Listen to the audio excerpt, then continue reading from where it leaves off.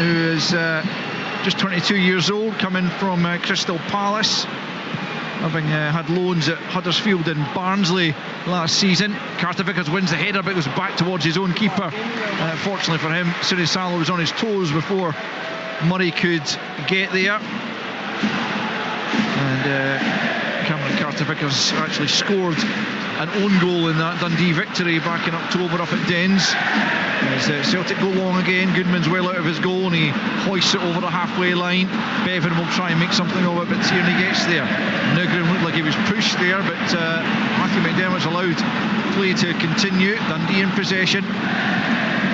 Right at the back for Owen Bevan, under a bit of pressure there with Dundee, but they've kept the ball. Odutayu down the left flank. Murray was waiting on it and Alistair Johnson certainly wasn't. Trusty nods it down to Carter Vickers, tries to spin away from Wesley, finds McGregor, back to Carter Vickers. He's got to be smart again as Murray tries to close him down, but he gets it back to Sinisalo. And now Trusty, a number of these Celtic players involved at the World Cup. Carter Vickers of course missing out because of that injury that made him miss most of the season. Here he is playing it back to Sinisalo once again. He just dinks it forward looking for who, but he's well matched there by Ashley. Now it's Bevan right hand side. Joe Bevan trying to get the better here of Kieran Tierney. Tries to spin away from him. The fullback sticks to his task though and wins the throw-in, which is quickly taken to Callum McGregor. 6 minutes in, no goals. Dundee are springing every single time. Goes back to Sinisalo. As I said before, Hamilton's pushing right up on McGregor, and Wesley and Murray are either side as well. There's three of them at it. Celtic can work the ball well. The clip into who is on, runners off him, are leaving big spaces Dundee, but it's risk and reward. Celtic in possession with Tierney, who was apparently subject of interest from Osasuna. He's already spent a bit of time out in the Basque country. Osasuna in Pamplona, not too far away from that. As Dundee pick up.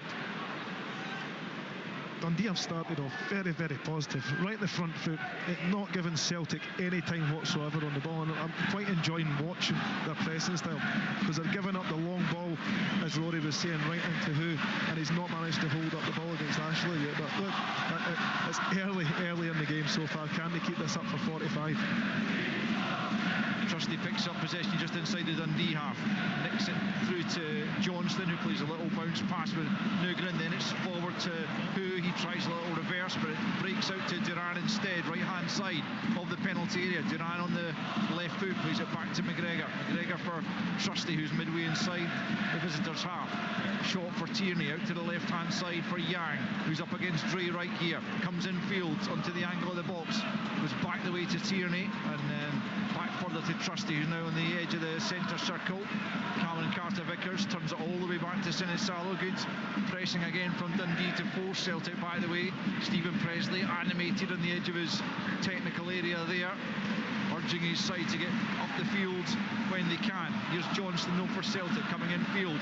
Well challenged though by Wesley. Well, Matthew McDermott's penalised him. I thought he took the ball there, but Celtic get a free kick about 15 yards inside the Dundee half.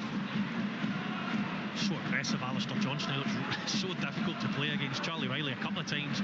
Even if he takes half a second on the ball, Alistair Johnson's all over him. McGregor into the penalty area. Looks like he's just got too much on that for Engels, and Goodman gathers right on the byline, plays it out to Owen Bevan.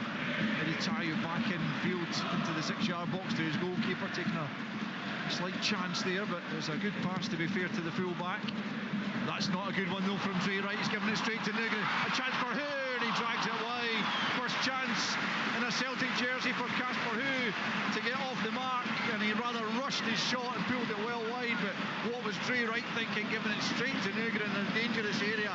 And Dundee get away with one there. 9 minutes in, Celtic 0, Dundee 0.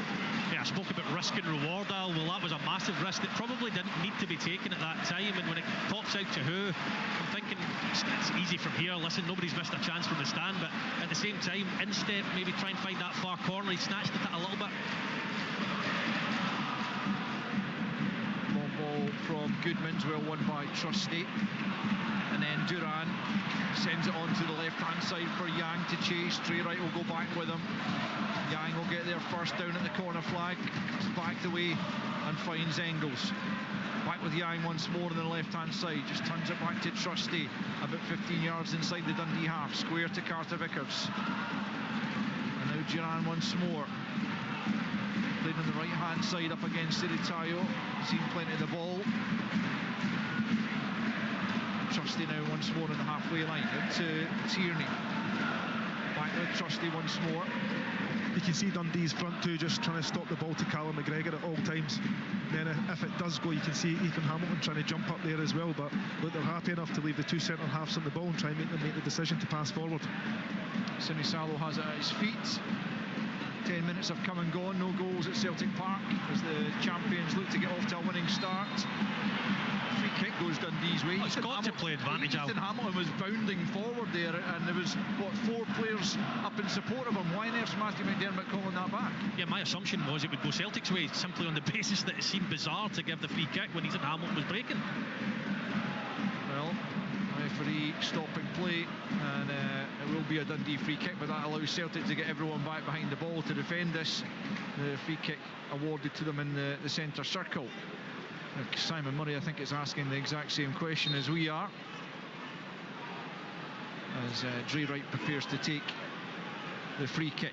Central area, more or less on the halfway line. It is. Wright just hangs it up inside the penalty area, flicked on by Murray, just hacked away by Engels there. Anywhere will do just at the moment.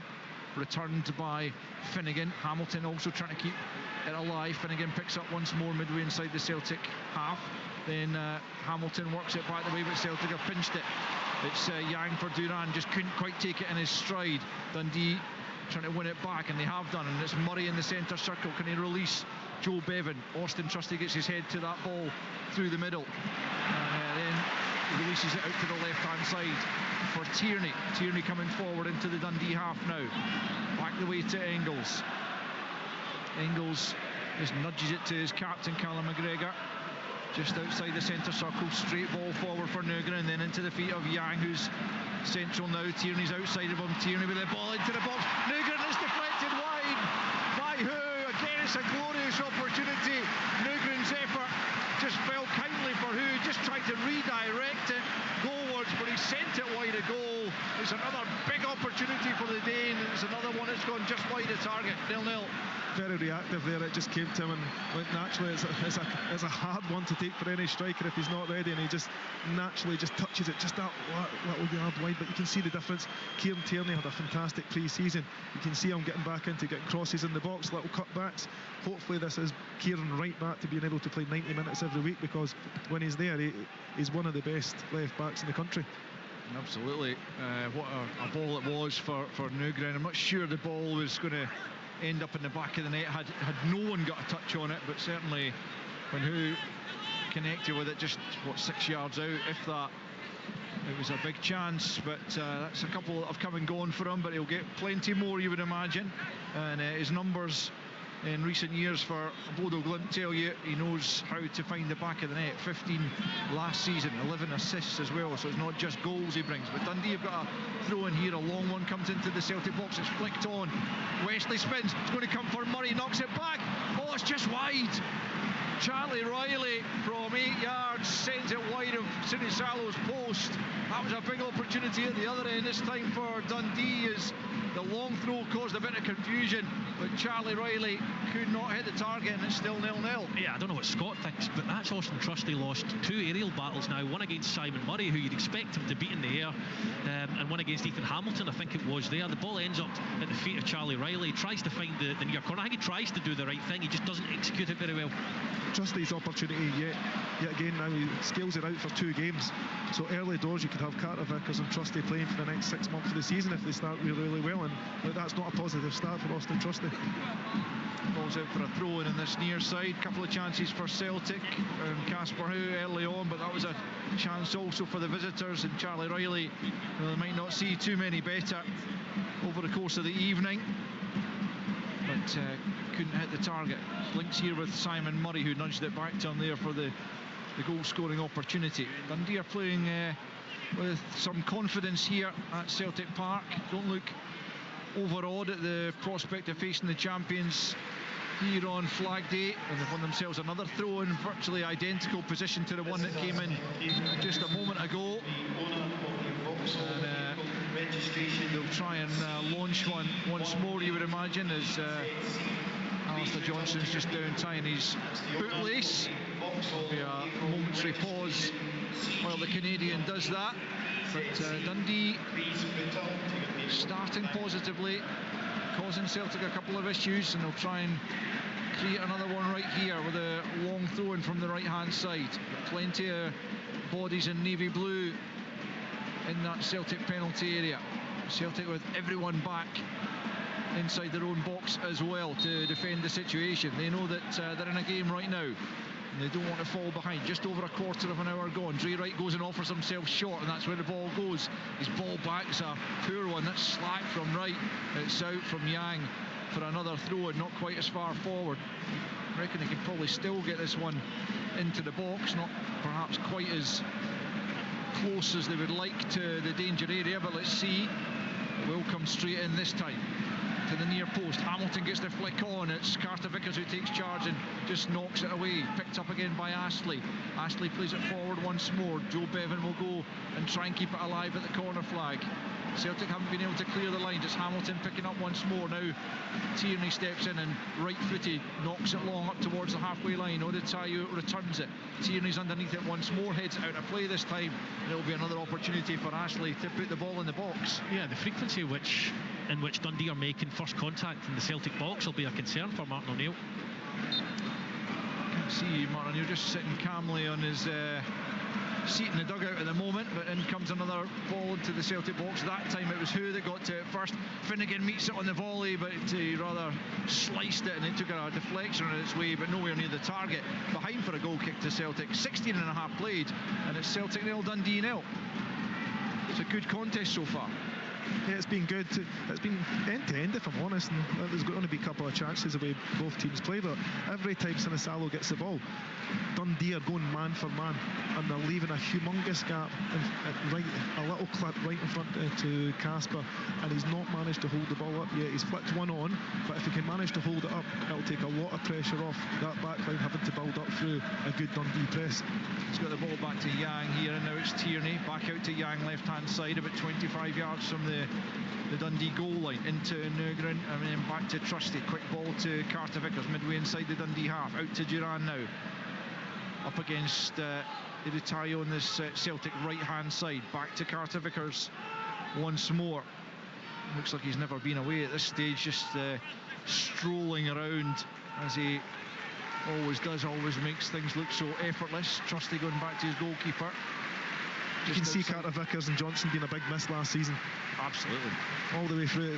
We talked about leadership earlier on, and those two are humongous for the club. He's so good, Alistair Johnston. He certainly will not look out of place in the Premiership. If he does end up going down to England, I think he's top. Yeah, class player. Yang poking it back to McGregor, about 15 yards inside Dundee territory, out to the left hand side for Tierney, who's further advanced. It's Engels now, just outside the box. To his left is Tierney once more. Good ball in, good defensive header though by Bevan. Johnston picks up, out to the right hand side for Duran. Looking to take on his man once more, just rolls it back for Nygren, just at the edge of the box. 1-2 with Johnston, doesn't quite come off. Wesley's there, but Callum McGregor takes it off his toes. And it's Duran picking up, away from Murray. Can't get it beyond Riley, who doesn't know where the ball's gone. I'll tell you where it's gone. It's at the feet of Callum McGregor on the right hand side. Back to Carter Vickers, who plays it square to Trusty. Out to the left hand side to Tierney once more, midway inside Dundee half. Up against Joe Bevan, he comes back the way again. Stephen Presley trying to urge his players forward. They don't want to be getting camped in here, but Tierney picks up once more left hand side. What quality can he produce this time? He finds Nygren again, well blocked by Astley. It'll come back to Nygren, tries to chip it beyond Finnegan, claimed for handball from the fans, and then Carter Vickers sends a shot well over the top from 35 yards. No test there for Owen Goodman, certainly no threat, no real question of a handball, and it's a Dundee goal kick. We've played 19 minutes at Celtic Park, and it's Celtic 0, Dundee Dundee 0. Every time the ball's going out wide, you can see Ashley pulling into Casper Hoy right away, not letting him move, not giving him any space, just showing him welcome to Scotland. It's a horrible part of the game, but he's making it humongously hard for Casper Hoy. Celtic come again on the left-hand side. It's Yang coming forward, but he's lost out to Joe Bevan.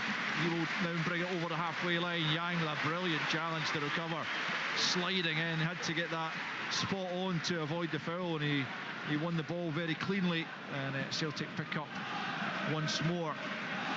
It's back with Sinisalo into McGregor, tries the straight ball through, and it's well judged by Astley, who gets there ahead of who, and then Wesley goes down, and Dundee get the free kick just a few yards inside the Celtic half. It's been all Celtic in the last few minutes, but Dundee with an opportunity here again to cause some problems, which they have done already in the game. Yeah, when that ball goes up to Who, and Scott's spoken about the space, Duran and Yang for me need to be slightly closer when the ball is breaking, or when Astley's pulling it down or getting a head on it.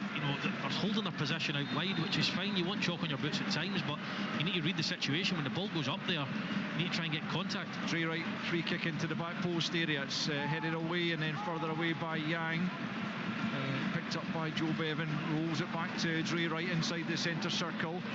Calmly plays it to Finnegan, back with Wright on the halfway line, down the right hand side looking for the pace of Bevan, but in slides Kieran Tierney, who's not a slouch himself, and knocks the ball out of play. It's Dundee throwing again in that area on the right hand side where they've already launched a few long ones, and Ryan Astley will come and probably do very similar again, because it's caused a bit of consternation in that Celtic box thus far. Let's see what he can produce this time. Ryan Astley, the big centre back, taking the throw in here about 15 yards from the corner flag on the right hand side for Dundee. In it comes, up goes Hamilton. He's beaten to it this time, but it'll come for Joe Bevan. He can't really make anything of it. Camilo Duran's picked up and found Alistair Johnston, who strides forward, and he's stopped there by Iritayu. Very important challenge there, because if Johnston had got that beyond them, then I think they were in on goal. Iritayu was the last man back. Dundee were desperately trying to get other players back, but a really important block there by Iritayu, who now got the throw in. Yeah, Iritayu, he actually went to go, then hesitated and took a step back, then decided, no, I'm going to go, and he made the right decision in the end. He clattered into Alistair Johnston. Good to see Johnston spring straight back up, but crucial tackle in the end. Dundee trying to come forward on the right hand side, but Tierney has it for Celtic instead. It's now with Engels just inside his own half. We've got just about the midway point of the first period, and no goals as yet, and pretty even contest as Sean Maloney makes his way out to the edge of the technical area to impart some instructions for Celtic. I mean, I was convinced that Wesley would drop in and make it a 5, but at no stage has he even looked like doing it. They're maintaining the two up front, out of possession, in possession, and they really are being aggressive, Dundee. Celtic throw in. If Celtic could move the ball quicker from side to side, it makes that gap for that middle four so hard for them to keep pressing, for the momentum to keep doing that as well, because if Cal McGregor drops into a back three, it makes sure one of the midfielders have got to jump up, or naturally one of the wingers have got to push out of position as well. Dundee have got themselves a free kick. I think it was for a handball by Engels inside the Dundee penalty area, and Owen Goodman will take this. He was born in London but declared for Canada in terms of international football, and he was in the World Cup squad. Didn't play, but along with Alistair Johnston on the opposite sides, part of that Canada squad. Launches that one long. Celtic managed to deal with it, but Yang under pressure here, but Celtic continue in possession. Nugren can't keep it, neither can Yang. He's robbed by Finnegan, another of Dundee's summer signings, Ryan Finnegan, coming in from Blackpool, as Iritayu feeds it forward. Carter Vickers reads it but can't find Johnston. It's out of play for another Dundee throw. Stephen Pressley, who's continuing to parade around his technical area, will be pretty pleased by the way his side have operated in the opening 23-24 minutes. Yeah, definitely. It's either that or he's going to give himself a heart attack the amount he's running and shouting at everybody. But it shows you the passion in the game. It's incredible. And you keep talking about they've not been beat here. Deep down, Stephen will be thinking, I want to be the one that beats him. And that's why they've started like this. Dre Wright in an advanced area, fires it into the 6-yard box. Good take by Sinisalo, just a little bit too close to the keeper as he looked for Wesley. Sinisalo thought about launching it long, but then thinks better of it. The referee tells him you've got 5 seconds to get rid of it, and he rolls it out to Carter Vickers and then short to Callum McGregor. Austin Trusty now bringing it out from the back for Celtic. And McGregor picks up once more. Won their last 9 games at home against Dundee in all competitions, albeit they did need extra time in the Scottish Cup last season. Since a 0-0 here back in April of 2018. Engels taking a chance at the back, down he goes, and he gets a free kick just as well for him, because Dundee were potentially in there with Finnegan, but it will be a free kick to Celtic. I think probably the correct decision. Cal McGregor dropped in again. One of the midfielders have just jumped up, and one of the centre halves jumped up to Negrin. They've left themselves 3 for 3 yet again, and that ball in behind, if Hoy manages to hold the ball off, a link-up play or a run in behind is on for them. But to be fair on Dundee, they've done a fantastic job at it so far. Yeah, lots of credit to them for that. As Owen Bevan has it, plays it to his left, midway inside to Dundee half. Odetayu quickly closed down by Duran, but he gets it back this time to Owen Bevan again. This time he looks long for his namesake Joe over on the far side. Headed on by Tierney and then by Yang, but picked up by Ethan Hamilton, who's one of Dundee's top performers last season. Really astute signing last year, and they've held on to him, certainly for now. As Odetayu has a decision to make here. He's trying to get it up the line. Duran's closed him down. Second time of asking. Odetayu gets it forward to Riley, who plays it infield to Finnegan, and now out to the right hand side to Dre Wright. Forward for Joe Bevan. Into the Celtic half they come. Bevan brings it forward up against Tierney here. Dre Wright gives him a run on the outside. Comes back infield to Hamilton instead, and back with Bevan. Wright still far forward. It's come back to Hamilton. He's gone for goal from a ridiculous distance and angle, and he's failed to hit the target, just a few yards wide. Pretty audacious stuff from Ethan Hamilton, but he's certainly got a beautiful left foot that can strike the ball, but on that occasion that was just too ambitious. 0-0. He has, and Wesley and Murray are pulling their hair out in the box, because Bevan works the ball into a really good position, as who's beaten to the ball again by Astley. He works the ball into a good position, stick the ball in the box. You get 3 players in the box, put it in, because Wright has went round Kieran Tierney, who stayed to go with Wright, and the space is opened up for Bevan just to stick it in the box, and they try and play too many passes, Dundee. They're in possession now through Charlie Riley, back into the Dundee half to Odetayu, and then Owen Bevan. He and Ashley, well, Ashley particularly, have done a terrific job on who so far, just getting in front of him when the ball's coming forward, just nipping in. And Stephen Presley, as a former commanding centre-back himself, will be delighted by that, as Hamilton picks up right-hand side and he tries to get away from Yang. Yang sticks to his tash though and comes away with possession. That's good backtracking by Yang once more. Slides it forward now for Nugent. This could be a chance for Celtic. Steps away from one. Now it's through at the edge of the box onto the left foot. Good challenge to take it over the top, as Celtic just sprung the counter-attack there and looked oh so dangerous.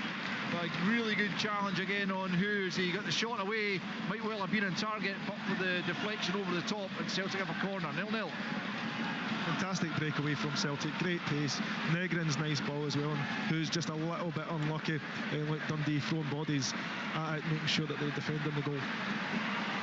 Celtic corner then taken short on the right hand side by Engels. McGregor then back to Yang, and then back with Engels once more on the right hand side. Cross comes Murray to meet him. Not too many options for Engels, as he has to go back to Johnston in a central area. Short to McGregor. McGregor back out to the right hand side, where Duran has now taken up position once more. Back in field to McGregor again. McGregor swings it into the area. It's a good looking ball, but there was no communication in that Dundee penalty area, because they could have let that drift behind for a goal kick, but Wesley decided he couldn't take the chance without getting a shout, and he's knocked it behind for a corner, and he hoped that doesn't cost him. Yeah, it's a difficult one to deal with, to be fair. Even if you get a shout, you're a little bit unsure, I think you just get it out, get it for the corner, defend the corner, and deal with the danger, because trying to take that down or try to duck and somebody sneaks in behind you, it's too much of a risk.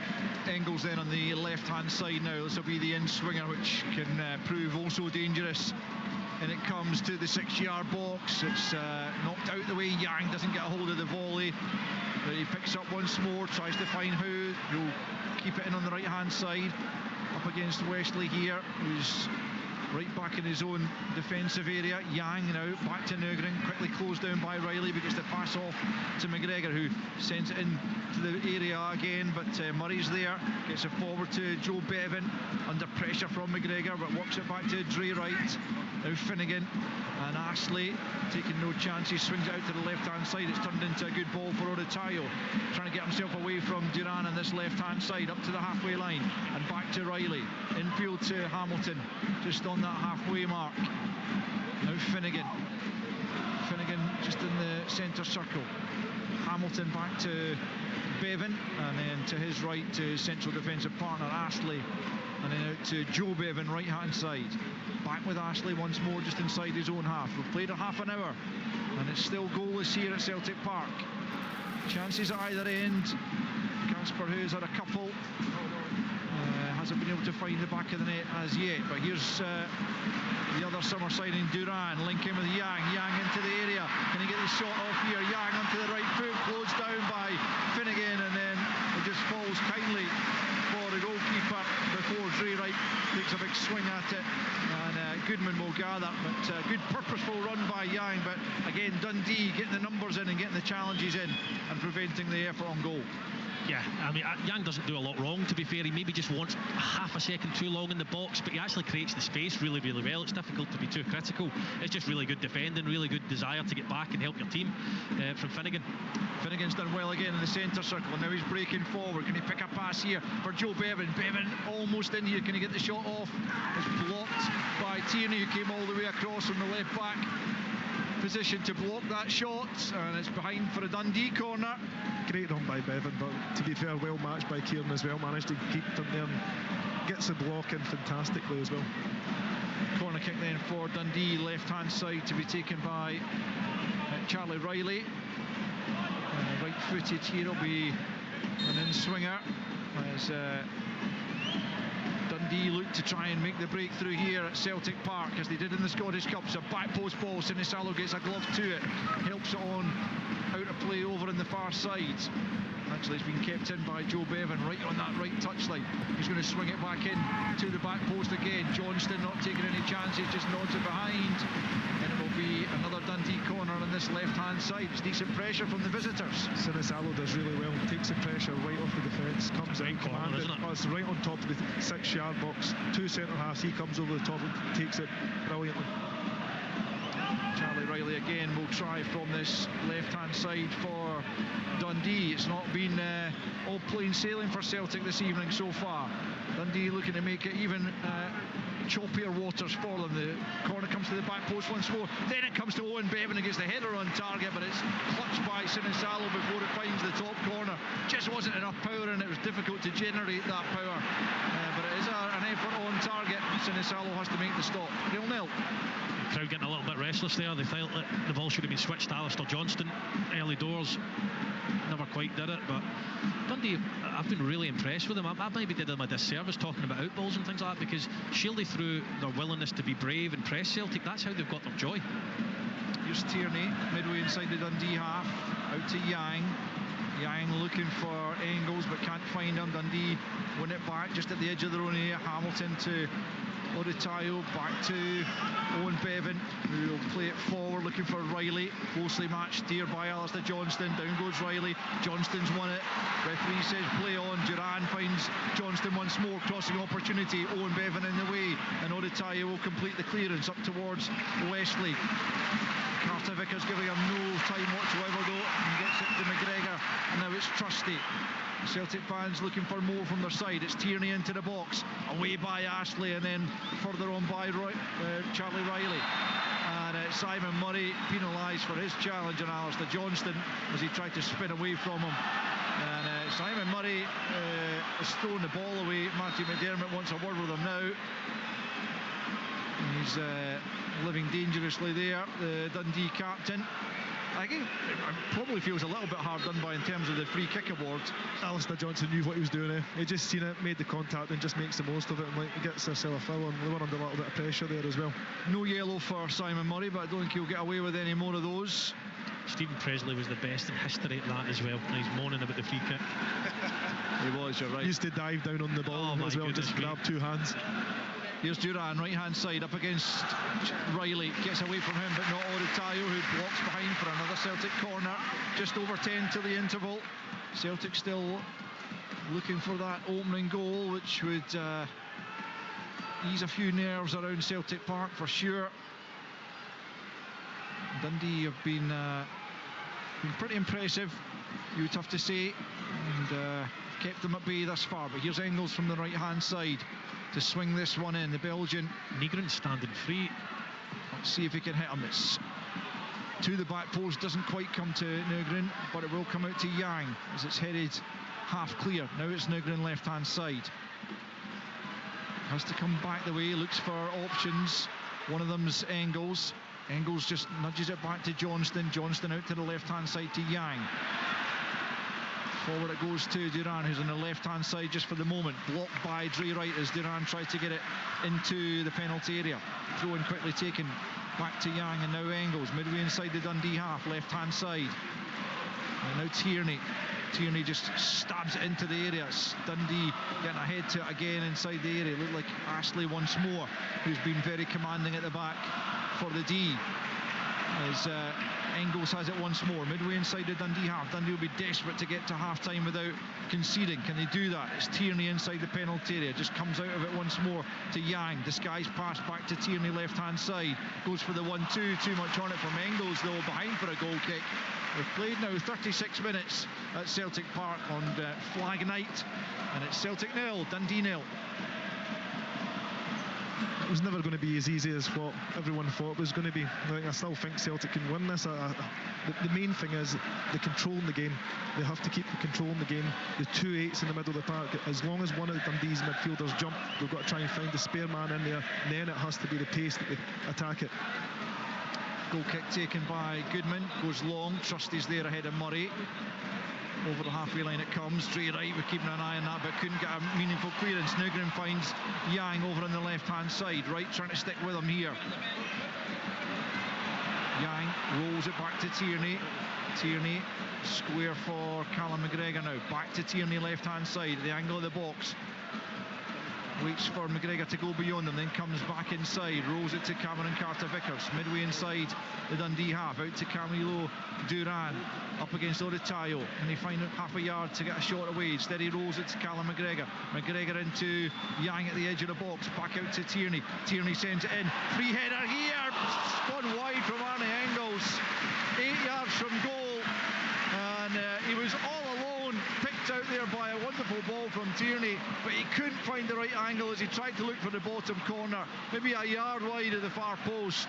And after 37.5 minutes it remains Celtic 0, Dundee 0. Yeah, Kieran Tierney's quality on that left hand side. He's picked Nygren out twice with two fantastic balls, and that one there to Engels was just as good. And I don't have as much sympathy with Engels, Scott. I think he's got to score. No, I agree. 8 yards out, sees the ball the whole way, free header. He's just got to guide it. He's tried to guide it right into the corner. He was a wee bit unlucky, but I think he has to score. Yeah, it was a good chance, that's for sure.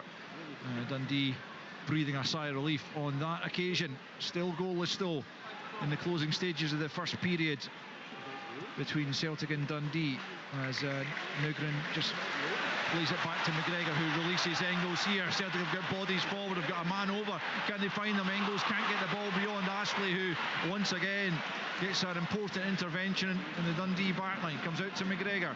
Celtic again building up a head of steam here though, just before the interval. Engels whips it in back post, but too much on it, and it's straight behind for a goal kick. Frustrated there, the Belgian, probably still thinking about that header he sent wide a minute ago. Dundee will have the goal kick here, although Owen Goodman will have better get a move on with it, or else it'll turn into a corner under the new law.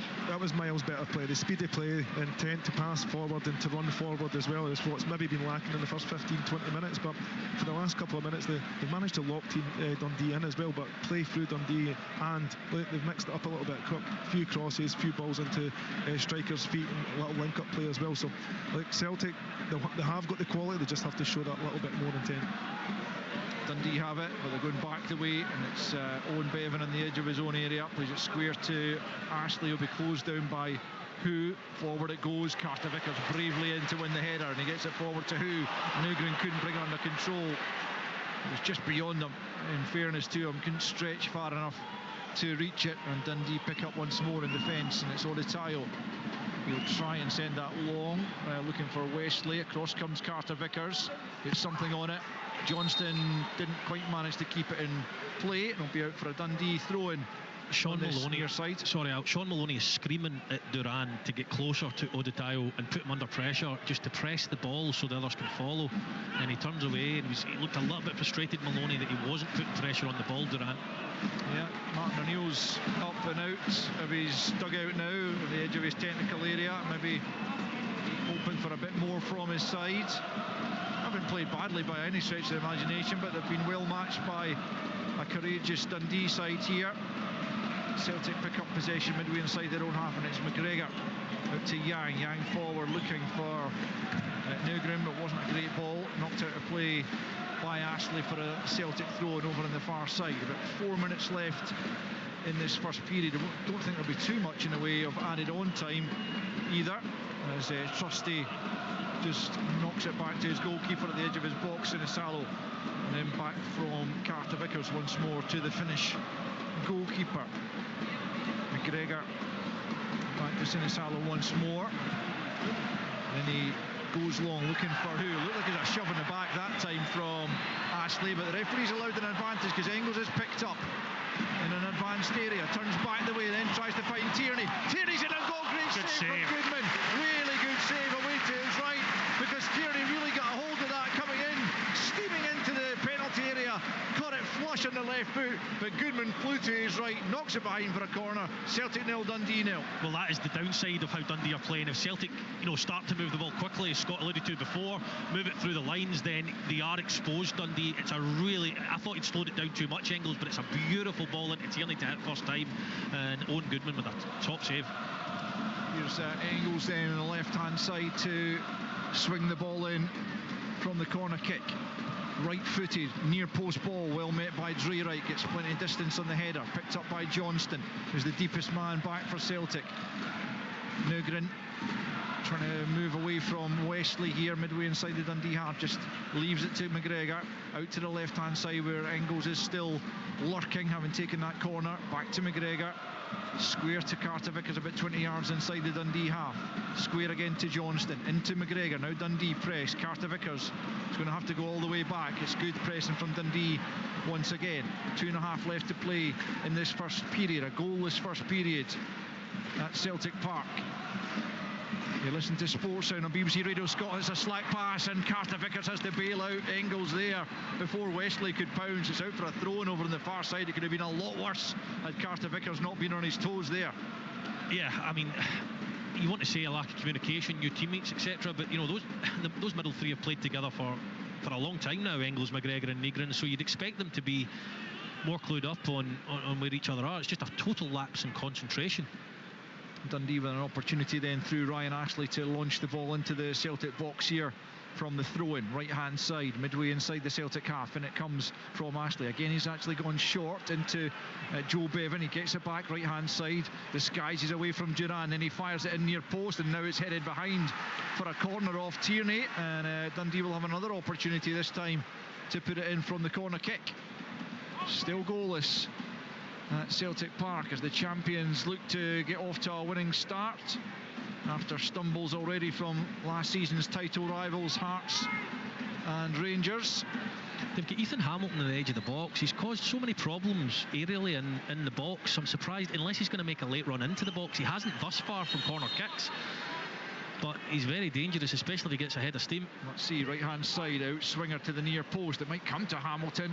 Duran just gets in just ahead of him to knock it away. right out to Oratayo on the left hand side. Now Finnegan, about 30 yards from the Celtic goal. Murray goes down on the edge of the box. No free kick, says the referee.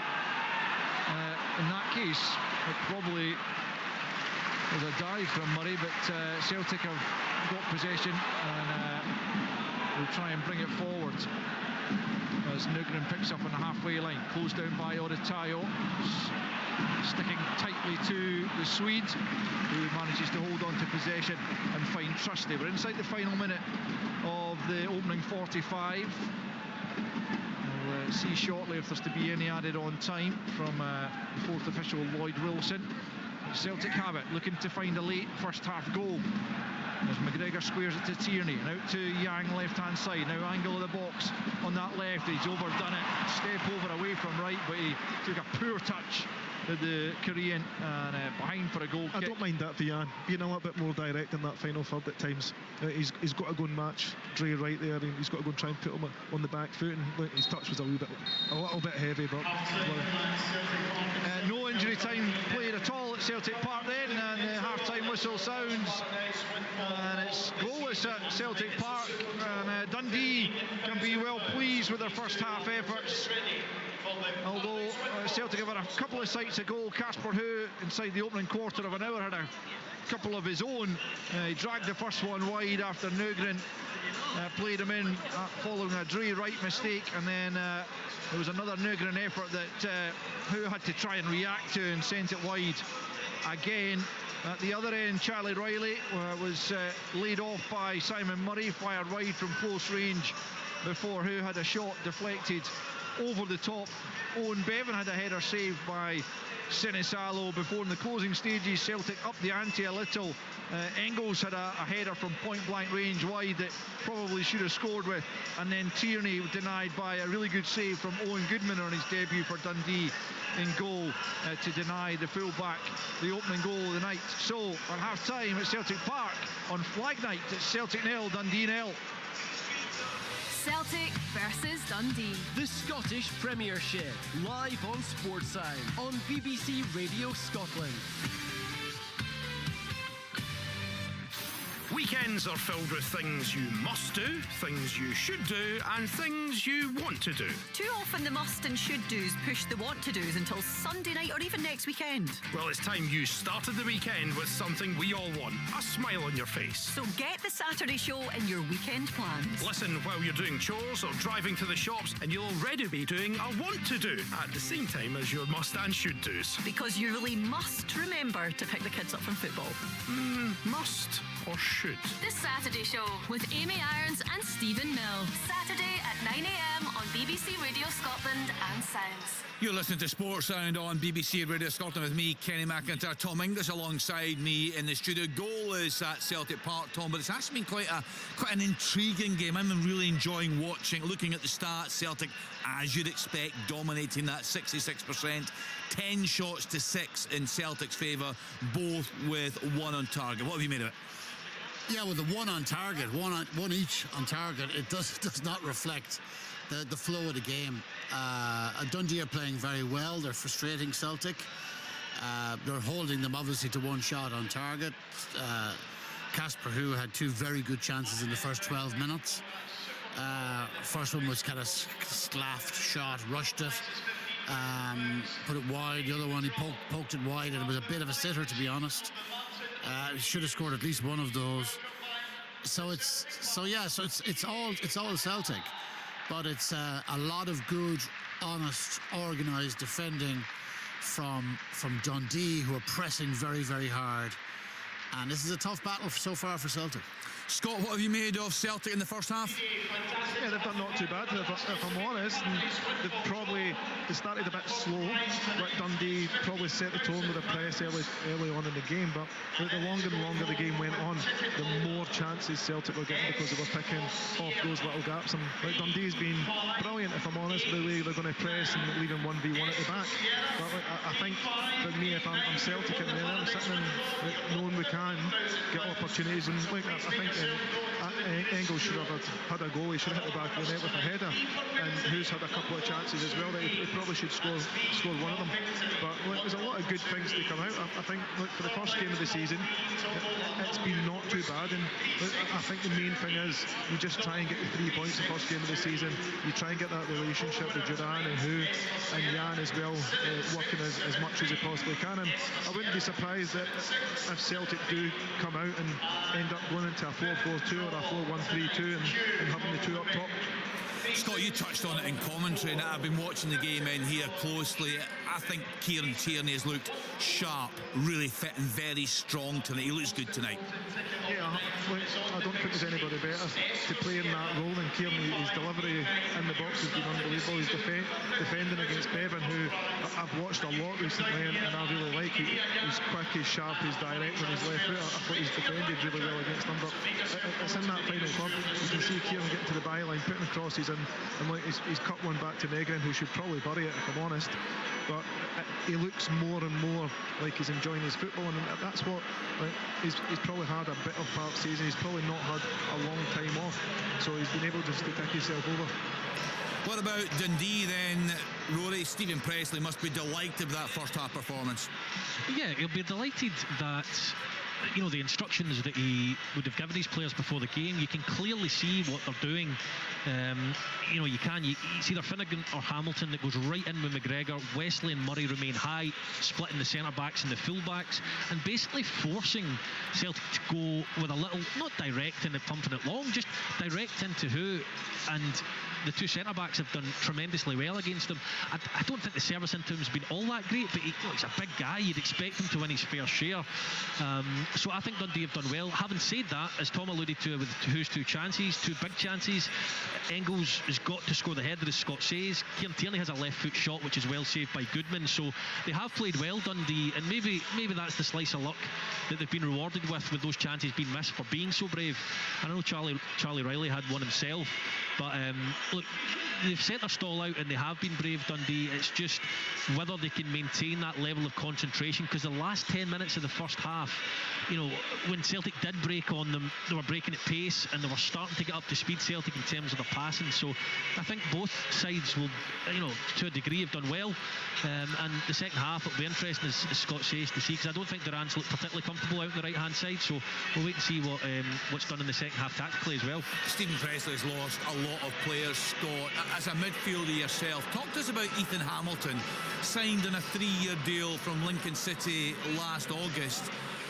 What qualities do you see in him? I think in the games that I watch, very often he's a standout in the middle of the park. Yeah, it's a fantastic signing, but I think he's the brains of the team. The way he presses, when to go and press as well, but he's got that calmness on the ball as well, when to try and pass forward and when to kill the game a little bit. And I think you can see how well he done here last season, and his goal's fantastic, and that's what he's been obviously trying to add. He's had a shot to 35 yards here, he's got an absolute hammer toe, but you need to make sure they're aware of him as well, because Rory was saying he's been in the box a couple of times, he's managed to get a couple of flick-ons, so he's got that physical side of the game as well as when to go and press or calm the game down as well. So I think it's a fantastic signing from Stephen Presley. How difficult is it, Rory, from a Dundee perspective? You touched earlier in the programme the times you've been at Celtic Park, you've had occasional good results, you said, but you've been in the receiving end a few times. I'm not sure they'll be in the receiving end of a sore one tonight, Dundee, but it must be so difficult not to keep dropping deeper and deeper as the game goes on. Yeah, you're absolutely right, Kenny, and it comes down to that bravery again, because naturally, as humans, you want to protect what you've got, you want to protect what's yours, and right now Dundee have got a point, and they would be delighted with that in the first game of the season. So it does become more difficult, whether they do have a plan when it does get to 75 minutes, if they are still at 0-0, to batten down the hatches. We'll wait and see, but I would really be saying, if I was Stephen Presley, look, let's go and get a goal. Let's keep up the way we're playing for the first 15-20 minutes, see if we can carve out an opportunity and get our noses in front, and go from there. But I think he'll be absolutely delighted with that first half. But and that's why, Kenny, we see the start's important, because I don't care what anyone says. See, coming here as a Dundee, a St Mirren, you know, a Falkirk, the teams that I mentioned that I've played for, there is always that fear in the back of your mind that if you concede early, it could be a bit of a doing. And when you don't concede early and it gets to 25, 30, 35 minutes, the belief just grows naturally. And that is why the start is so important. Dundee players will be in there absolutely delighted. Manage the first 15 minutes of the second half well, go after them like you have been doing, and go from there. What a point it would be if they can get the hang on here, Tom. Just the feeling. Should we just fast forward to the 91st minute now, Kenny? Well, do you know what I mean? No, what I mean by that is because Celtic normally, we watched them do it so many times last season where they're not maybe creating so many opportunities. I mean, from the point of view that it's that mentality from Celtic as well, especially under Martin O'Neill. 86% win ratio last year domestically over the two spells, and that so many goals came in the last couple of minutes of the game. You wouldn't rule out Dundee coming out and being competitive and Celtic nicking it with the last. I think that's when Dundee subs come in hugely, Rory. I think you look at their bench as well. They've got Alan Forrest, they've got Ashley Hay, good bit of pace, good bit of quality as well, and you've got Finlay Robertson in there as well. So that's three players that can come on and change the game for them as well. But can they keep the intensity now for another 45 minutes? Because, as you say, Celtic's bench is very, very strong. They can bring pace, quality on as well, and that's why they score a lot of late goals, because they have that option to bring fresh and 5 people up in that front line. I mean, Celtic have created four good chances, haven't they? 2 for Casper Hu, Engels, and then Tierney, who I think has been terrific. So if they create another 4 chances in the second half, you'd have to fancy them to score one of them, wouldn't you? I don't think they're going to create. Eventually they're going to unlock this defence. And the concentration levels from Dundee were excellent in the first half. To stay that concentrated and that focused and that disciplined for 90 minutes at Celtic Park, that's a tough ask when it's just pressure after pressure after pressure. Mentally, it's got to be very draining, Rory. Yeah, you think back actually, Rory, just to the last game of the season, watching the game in here against Hearts, you just always felt the goal was coming. You just always felt they had so many chances, so much pressure. Hearts got deeper and deeper. It just feels inevitable when Celtic are at home and they're chasing a winner in the final minutes, and it just happens, as you said, so often, and that's no accident. Yeah, and that's the point I was making about fast forward to 94, because it feels like Celtic will win this game, and you just get that feeling with this group of players, with Martin O'Neill, that even if they go to the 90th, 91st, 92nd minute, and this is a game which reflects so many games at home under Martin O'Neill in the back end of last season, but they always found a way. So when I say fast forward to the 91st minute, Dundee need to stay concentrated right to the end of the game, because they were one of the teams that suffered here last season when Adamu popped up and backheeled one into the back of the net to equalise for Celtic in the last minute of the game. So I wouldn't rule out the last kick of the ball going in the Dundee net tonight as well, but we'll wait and see how the second half pans out. Yeah, full second half commentary to come. Of course, we'll hear the post-match reaction from both managers. What mood, what emotions will they be feeling after the full-time whistle? Stay tuned to Sports Sound on BBC Radio Scotland. One of the big talking points we did a bit earlier on, we did some on Saturdays, it was discussed last midweek as well, as the real lack of opportunities we feel for particularly young Scottish players in our game, and I think we were all very disappointed with what happened out at the World Cup finals in the back of what happened at the Euros in Germany, of course. So we touched on this earlier, Tom, and there's been a lot of people looking at, I've seen a lot of it in social media, the amount of Scots who started for the various teams over the weekend. So a strong start to this message on Twitter from Kevin Smith, an Aberdeen fan. Kenny, please ask Tom English Sport to do his research on Aberdeen. They loan out the majority of the young players under 21 to give them regular game time in men's football. Your response to that? Oh, why don't they play them then when they come back from their loan club? Because they don't. Aberdeen's record for playing young players for quite a number of years now has been really, really poor, and yet they continue to sign dross. Like, I mean, off the top of my head, Milanovic, Hernandez, Anthony Stewart, remember him? Jaden Richardson, Peter Ambrose, Yengi, bad recall for any Aberdeen fans tuned in. Gary. Like, there's loads more. There's loads more. Yeah. A lot of them would have cost reasonable money. Now you're trying to tell me now if the Aberdeen young players are there, why weren't they playing ahead of these guys? And if they're not there, what's going on with the Aberdeen academy? So it's got to be hugely concerning for Dave Cormack, hasn't it? Well, it has, because he's invested a lot of money in this. I know he is, because he told me about it when I was up there visiting Cormack Park. And a lot of money going into the academy. I think he's very frustrated, or was then, the lack of productivity coming out of it. So for Kevin saying, oh, they loan out all their best young players, fine, if that's the case. Where are they? When they come back, where are they? Why aren't they in the Aberdeen team? And why is Aberdeen continuing? Hopefully they've done well this summer and they made a good start to the weekend. Why have they, over the last 4 or 5 seasons, signed players, some of them for decent money, who are way below par?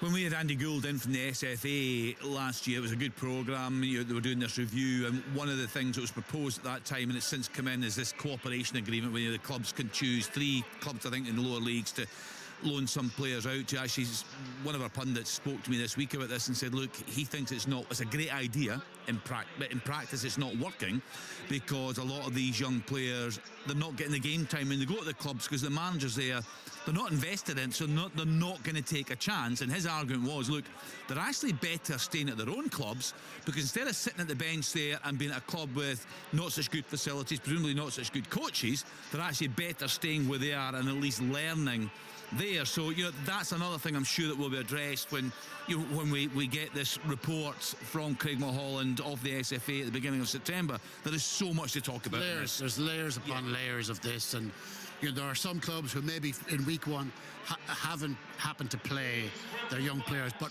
will, or probably will, and there are other clubs who I think have very little interest in playing young players. Do you know, the teams are coming back out there, Tom. One thing I heard you speak about last midweek, and it was really good to listen to, actually, and it's not just a story that's leading sports news, it's actually leading the news in general. This is the FIFA story, Gianni Infantino, and I know you've been doing some digging on this today in terms of the SFA's perspective. We don't have to, I'd like to hear more, because it's interesting what you said last week on it, and there have been developments. So the teams are back out, so perhaps post-match we can come on that and get a bit more on that, because I know it's of interest to a lot of people. It's certainly dominating the news headlines over the past week or so. But let's get back to the game at Celtic Park. Goalless at half-time. It was a really enjoyable and interesting first half. It's Celtic against Dundee with Scott Brown, Rory Lloyd and Alistair Lamont. Thanks again, Kenny. Teams back out, and don't think there's any changes for either side. So as you were for this second period, with Celtic about to kick us off, going from right to left from our position in the centre of the main stand. Celtic in their green and white hoops, white shorts, white socks. Dundee navy tops, white shorts, navy socks. And the referee, Matthew McDermott, about to give Casper Hu the signal that he can get us underway again, which we are. And both sides will look to try and break the deadlock in this second half, but clearly Celtic more likely to be doing the majority of the pressing, and probably, well, certainly the expectation will be that they would be the more likely to actually get the goal or goals that ultimately win it. But you never know. We had a season of the unexpected last year, so why should this one be any different? As Austin Trusty plays it out to Yang, left-hand side. Celtic looking to mount the first attack of the second period. Low ball in, comes to Nugren, gets it back to Tierney. Tierney at the byline, gets it right to the back post, but he's just knocked it out of play in the end, Kieran Tierney, and it will be behind for a goal kick. But Celtic starting with intent, Scott. You'd want them to come out on the front foot, wouldn't you? Yeah, great start. Calvin McGregor yet again dropping in. Obviously 3 versus 2 at the back, but you've got Austin Trusty passing the ball forward. You see Kieran Tierney going that inverted position that Greg Taylor used to do, and like the ball goes straight into Yang and they're right up the park nice and early. So no, it's a nice positive start. Goal kick taken by Goodman on his debut. He's made one very good save from Kieran Tierney in the first half, and otherwise looked pretty solid. But you'd imagine he'll have more work to do in this second half as Yang picks up possession here on the left-hand side, back the way to Tierney, midway inside his own half, turns it back to Trusty. Again, Dundee keeping the two men up front, Wesley and Murray. Finnegan also pressing high up against Callum McGregor as Carter Vickers gets off Sinisalo. His forward ball's cut out by Ethan Hamilton. Johnston manages to work it back to Carter Vickers again, who in turn plays it to Sinisalo. And then Trusty picks up at the edge of his own penalty area. Again closed down by Wesley. This time McGregor finds himself free and is able to bring the ball forward. Just leaves it to Alistair Johnson to his right, and then further right is Duran, who hasn't really managed to make too much of an impact thus far. Being played probably slightly out of his favourite position, which I think is through the middle as the central striker. As Yang comes back to Trusty and back in field just inside the Dundee half to Callum McGregor. To his right is Carter Vickers, and then further right is Duran once more. But 20 yards now inside the Dundee half, making Odutayo back pedal, keeping possession is Duran, and then back to Carter Vickers. Duran once more picks up and then leaves it to Callum McGregor at the edge of the centre circle. Slides it forward, but a misplaced pass, but fortunately for Celtic, Engels is there and he gets it back to Carter Vickers. And now Johnston, right hand side, little 1-2. Johnston comes in field and stabs it into the box. Astley, who else is there to head it clear over on the far side, and for a throw into the home team. But Celtic certainly trying to impose themselves on the game in the opening minutes of the second half. 48 and a bit played, still 0-0. Dundee working ever so hard to try and keep Celtic out, and you imagine at some stage that becomes just physically and also mentally exhausting. You can see it already. With not a couple of times with the ball goes into Callum McGregor, they're just a yard or two off where they were in the first half. Whether that's intentional or not, I'm not quite sure. Celtic seem to, dominating the ball so far in this second half. Cal's dropping a lot deeper, and it's causing the two centre forwards a lot of problems.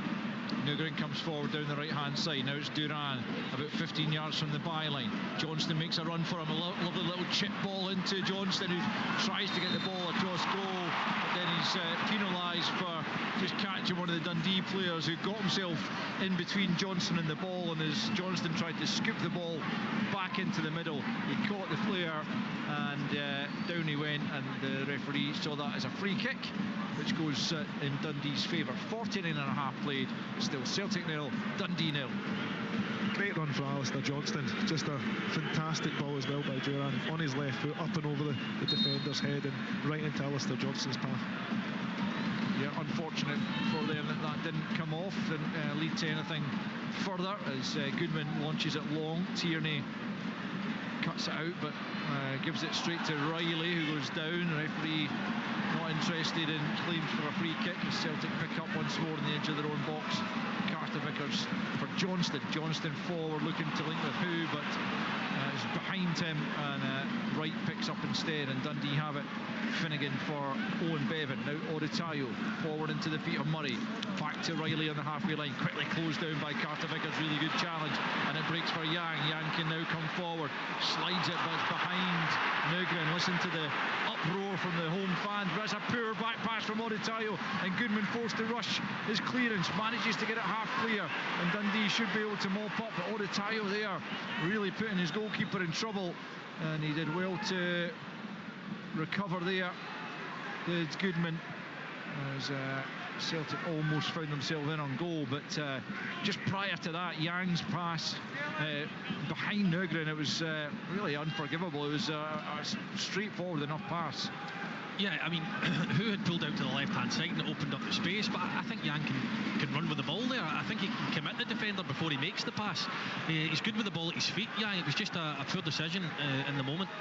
McGregor again allowed space there by the Dundee midfield, and he finds Engels, who in turn finds Yang left-hand side. Back to Engels at the angle of the box, almost finds room to shoot, comes back to McGregor, then out to Yang left-hand side once more. Tierney wants it at the angle, swings it in, a wonderful ball. The header is a goal for Casper Howe! Or is it Nugent who's swept into the back post? It's Nugent actually who's come in at the back post. Either way, Celtic have the breakthrough. It's another incredible ball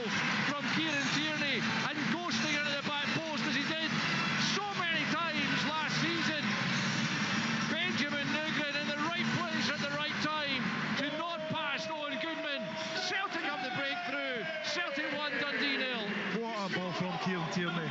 Honestly, couldn't put it any better on Negrin's head, and as Negrin does, right place at the right time, right in between the posts. It's a fantastic header. He wasn't missing from there, and last season's top goal scorer starts yet again scoring goals in the right place in the right time. But it's all about that ball. Fantastic, Rory. Yeah, unbelievable. I mean, if you'd asked the two of us at half time, Celtic going to score in the first 10 minutes of the second half, how were they going to score? You'd have said for the left foot of Kieran Tierney, and Negrin's late run into the box. That's his third opportunity from quality from Kieran Tierney. He makes no mistake that time. Fantastic header. I was going to say just beforehand, Dundee's press hasn't been the exact same, but it's also down to Martin O'Neill changing a little bit as well, bringing Callum McGregor deeper. Here come Dundee though. It's Riley in the edge of the box, finds Bevan, but across comes Carter Vickers to sweep it out of play over on the far side. Yeah, just as you're saying that, Scott, it was just Callum McGregor was allowed the space and time to bring the ball forward at the start of that move, and it all comes from that ultimately. Yeah, it all comes 3 or 4 times. You can see Callum just dropping in, and it causes his two centre forwards problems. Do you let Callum have the ball, or if one of them jump, he's trying to bounce past to get to the other opposite centre half or down the line very, very quickly at pace, and went very, very good from the coaching staff at half time. Throw-in's going to be taken though here, a long throw likely from the left hand side this time for Dundee as they look to quickly get back on level terms into the near post, met by Johnston, who heads it clear, and then Dre Wright will return it, looking for Joe Bevan. He nods it down, but it's poor straight at Sinisalo. Need to get that back across goal. There's no way he was going to score from there, and it remains Celtic 1, Dundee 0, and it's Tierney setting Yang on his bike there, but across comes Owen Bevan to knock it out for a throw-in. But all of a sudden Celtic Park is a different place, a different atmosphere. The positivity, just got to keep this momentum up now. Balls in behind causing them problems. Dre Wright having to chase Jan 40-50 yards back to Park, and it's not where Dre Wright wants to be. Johnston out to the right hand side for Duran. Duran slides that forward for Johnston once more at the byline, cuts it back. Finnegan's there first, Oritayo, and then Charlie Riley just hammers it anywhere, because Dundee are very much on the back foot right now. Stephen Presley making his way back into the dugout. You'll have a few thoughts about how we can try and remedy this, but when Celtic are in this kind of mood as they are at the start of this second half, they are a difficult beast to stop. Trusty picks up. It all comes through Callum McGregor again. Everything. You've got Sinisalo bouncing it into Callum bouncing out wide, getting it back again. And that's what Callum's a fantastic player. He's dictating this whole game with his movement, and whether he drops deep or he just stays in that position. Here he is again, more or less in the centre spot, forward to Engels. Good challenge though by Finnegan, but then Bevan gives it away, and it's Tierney coming forward. Bevan recovers to make the challenge, but it's behind for a Celtic corner. Bevan offering the hand of apology. At least he was able to get back in and make the challenge on Tierney. 55 minutes on the clock, and Celtic lead by a Benjamin Nugren goal to 0, and that was a sentence that was uttered on a number of occasions last season. 21 goals from midfield, brilliant return, and here he is taking the corner left hand side, takes it back the way short to Callum McGregor, back with Nugren once more to the edge of the box. It's Tierney. Nugren trying to return the favour, plays it back the way instead to Callum McGregor. Nugren once again on the left hand side. Duran with a lovely little turn. Hamilton can't get there, but good stop at the near post as Duran just tried to cut it back the way, but Goodman stretched out his arm on the ground and managed to bring it into his body and cut out the danger, and it remains after 56 minutes almost. Celtic 1, Dundee 0. Well, we're trying to decipher whether Duran's more comfortable through the middle or out wide. I mean, the ball comes into him there. He's not tried that once from a wider position. He spins beautifully. He knows that he's going to be in on goal. In the box, he came alive there. It was a beautiful touch. Sharpness over the 2-3 yards, isn't it? Yeah, really good. Touch. Yeah, lovely. And he tries to cut it back. He's really unfortunate, actually. Goodman does well with his feet.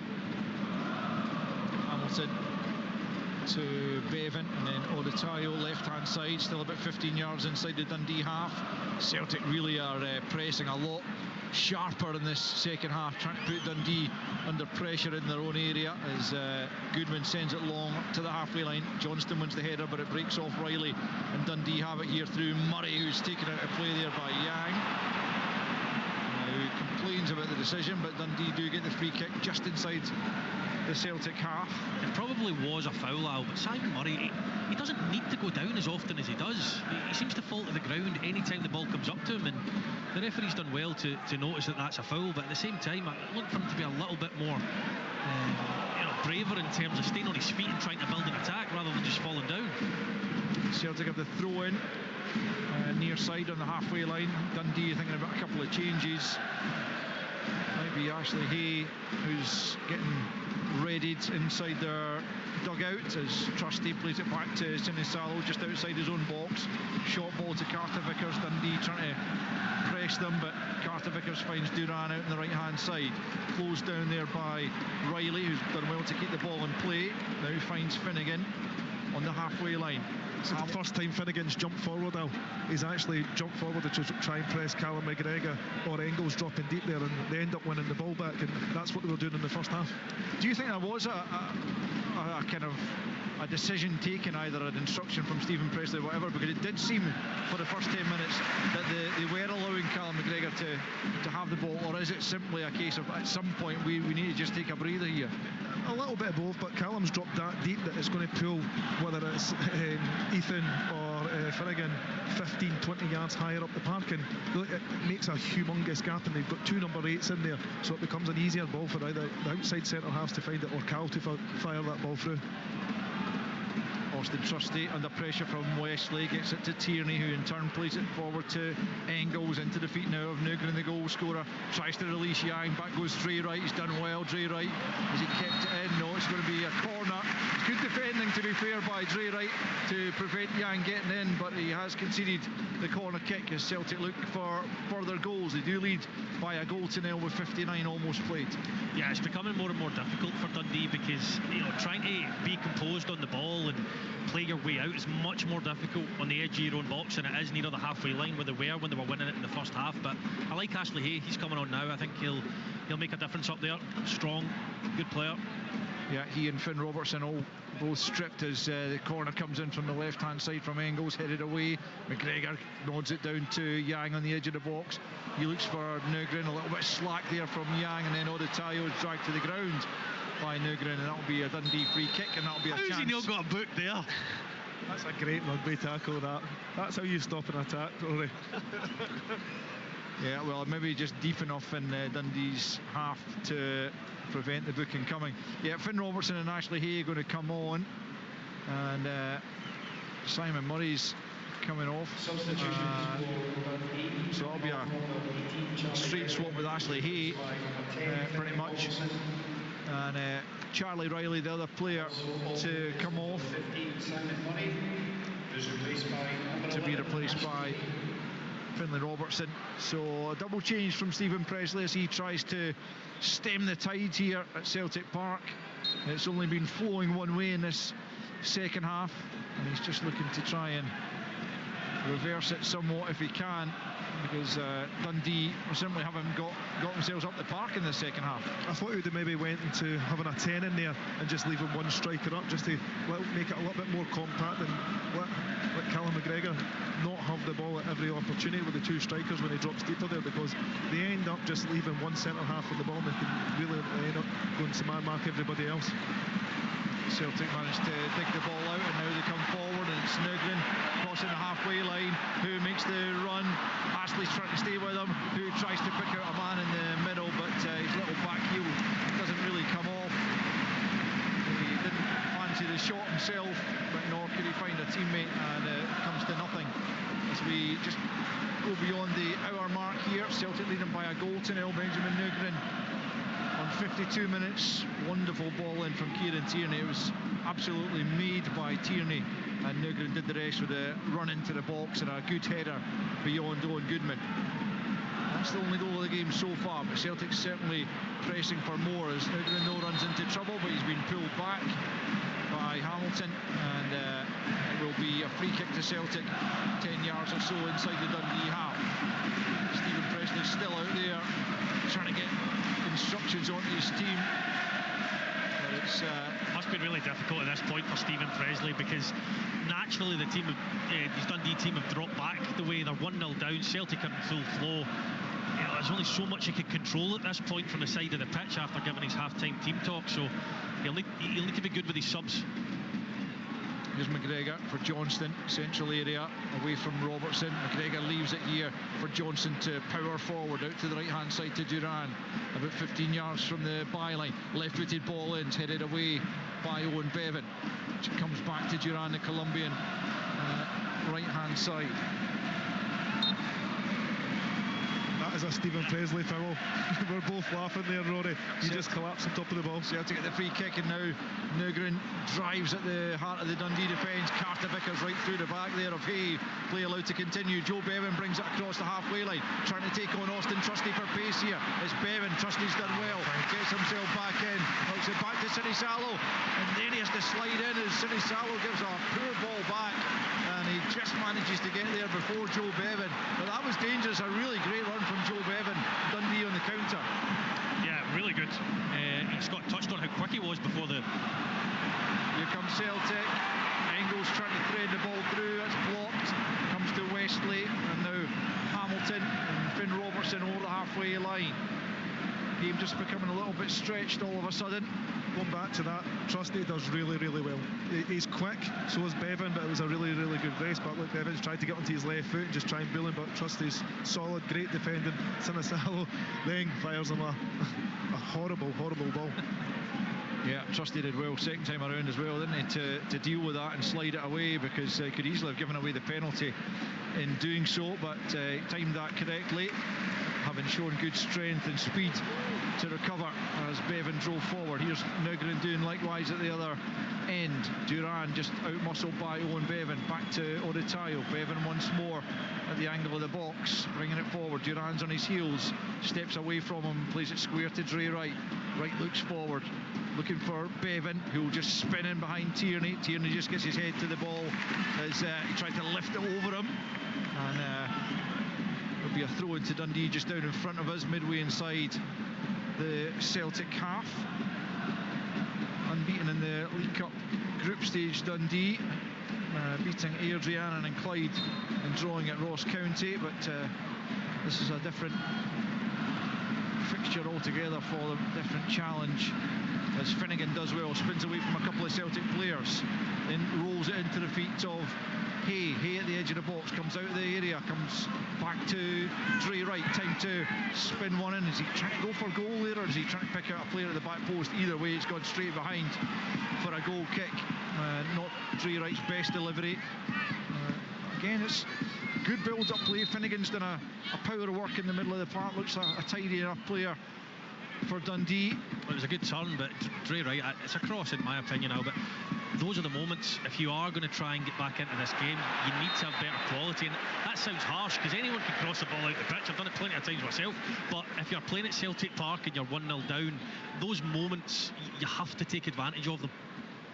Casper, who winning the free kick there. The battle with Ryan Astley goes on, but Astley deemed to have been holding him there as the ball was played up to and Celtic have the free kick just inside their own half, taken, and it's Trusty out to the left hand side to Yang. Wonder if Celtic will be pondering changes of their own just now. Just about 65 minutes on the clock. Sean Maloney, one of Martin Neal's right hand men at the edge of the technical area. I don't think he wants to change the momentum of the game, because they're on top, they're controlling the game, they're creating chances as well, and I think it's only a matter of time before Celtic get the second if they keep this up.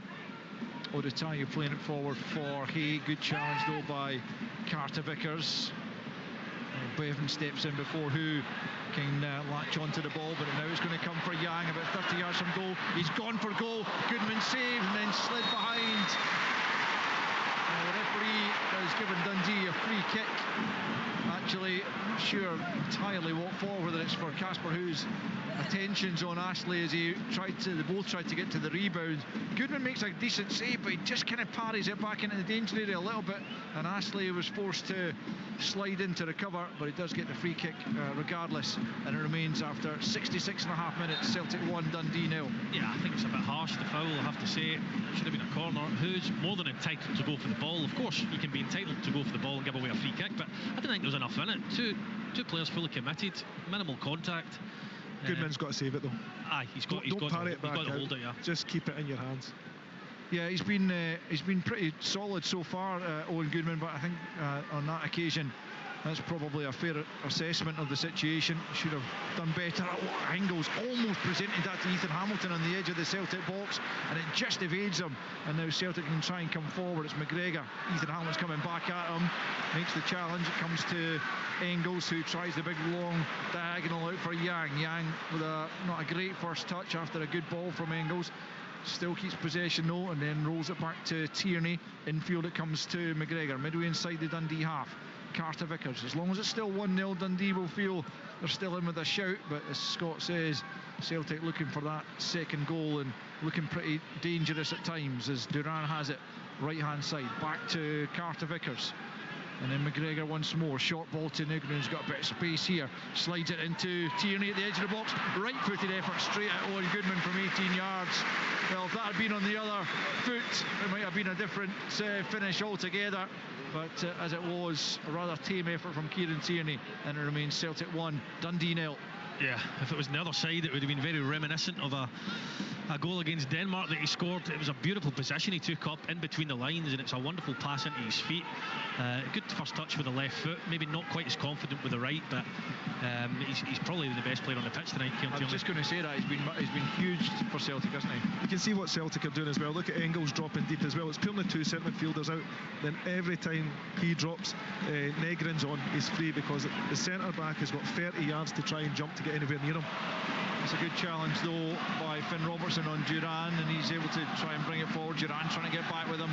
Robertson's done well, tries to feed it into Hay. Good interception though by Carter Vickers. How Celtic have missed him, and he looks back to his imperious best this evening, Cameron Carter Vickers. He looks like he's struggling. He just overreached for that ball there now, Carter Vickers. I hope he's okay. You can see him, Trusty's got the ball, and he's like, no. Didn't want it back. That would be a blow if he had to go off. Who tries a little flick there again, can't link with a teammate. He's got his arms spread wide as if to say, well, why was no one up trying to link with me there? Here's Yang though, and now Nugent, 25 yards from goal, plays it square to Callum McGregor, just wouldn't quite fall for him kindly, plays it out to Duran. No, back with McGregor back for Carter Vickers. No signal to the bench from Carter Vickers certainly, so it might be okay. Here's Tierney left hand side, swings it to the back post. Oritayo not taking any chances, nods it behind for the corner kick to Celtic right hand side. Almost 70 played here, and Celtic still leading by Benjamin Nugent's goal to 0. Yeah, it's been a really good watch in this second half. Celtic, I think they were just getting back into it in the first half, getting a feel for it. Dundee haven't been bad in this second half. It's just Celtic have been far superior, had too much for them. It was up to Who there, he's moaning at people around him. I think maybe take a touch, take the ball in. You get the frame to do it, but he chooses to try and play it off first time. Here's Engels right hand side, cuts it back for Callum McGregor, edge of the box, goes for goal, but it's over the top for McGregor. Well, we saw him do that many times, not so much last season but the season before, when he scored a few absolute beauties from the edge of the area. That one was always rising, and Celtic have knocked that over the top, and it will be a goal kick to Dundee with 20 minutes to play. Still within a goal of Celtic, but haven't been all that threatening second half. But here they're coming forward with Ashley Hay up against Alistair Johnston. Good battle of wills there, and the ball's knocked out of play. It'll be a Dundee throw in down near the corner flag left hand side. Not often I'm going to say this, but I thought the referee's done really well. Not every little bit of contact's a foul. He's actually been really, really good. He's let a lot go as well. Yeah, I think we wanted. I mean, that was the case at the World Cup, wasn't it? And I think like the more that comes into our game as well, because it's so annoying when you see every single contact being penalised, especially when players are just trying to buy fouls. Anyway, here's the long throw in left hand side to the near post, commanding header by Alistair Johnston to head it clear. A rather uncomplimentary banner over on the far side. The North Curve fans, the Green Brigade and so on, were holding up, has just been taken down, directed towards the board. Kenny was asking one of the Celtic fans pre-match about the relationship, and it doesn't look to have exactly been mended if that banner was anything to go by. The ball's back with Viliami Sinisalo here as Celtic continue to lead 1-0. They won their last 9 games in all competitions last season, finishing it so strongly to win the double. Just one defeat in 15 actually to end the season. That was away to Dundee United, and Martin O'Neill clinching a 4th league title personally. As Joe Bevan has it here. He's found Finn Robertson, lays it out to the right to Dre Wright. Robertson once more continued his run, tries to play it infield, comes off Trusty, and then it's back to Yang. Yang taking a chance. Tierney just helps it forward. Nugren brings it under control. McGregor back to Tierney. Celtic staying calm, good composure. Yang back in field to McGregor as they play out from the back here and try and build another attack. Engels now has it, crossing the halfway line. Wright comes to meet him. Back the way goes to Yang. Infield to McGregor. Can Dundee somehow summon the energy to start threatening this Celtic backline as they were in the first period to some extent? Second half it's been pretty much one-way traffic, Scott Brown. Yeah, Dundee have not given up the press, but they're sitting that little bit deeper, and then they're just angling the press either side now instead of letting it go to Callum McGregor, who's been dictating play by now. But Kieran Tierney's now dropping deep now as well. So I think if you're a young kid watching this and watching and understanding different ways and different means and how you can play and how you can build and how you get the overloads, I think today's viewing's a fantastic viewing point for everyone. Engels' ball into the box wasn't a particularly good one, and easily taken by Goodman. Dundee now trying to build something themselves from the back as Ashley slides it forward into the feet of Joe Bevan, lays it back for Finnegan, still midway inside his own half. Celtic leading by a 1-0 with just about 73.5 minutes played. Up to Wesley. He's been kept pretty quiet this evening, and Johnson's won it from him, and now he plays it into Nugren at the edge of the box. Nugren looking to find who's just behind him. Hasn't quite been his night as yet, the Dane, but I'm sure his time will come. Here's McGregor now, out to Nugren on the angle of the box right hand side, slides it forward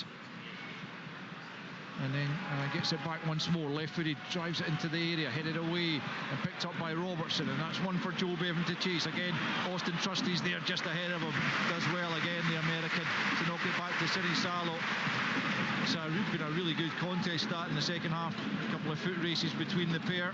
Yeah, he's not going to come up against Trusty and Carter Vickers' pace every week though, so you can see him getting opportunities against the other teams in the league.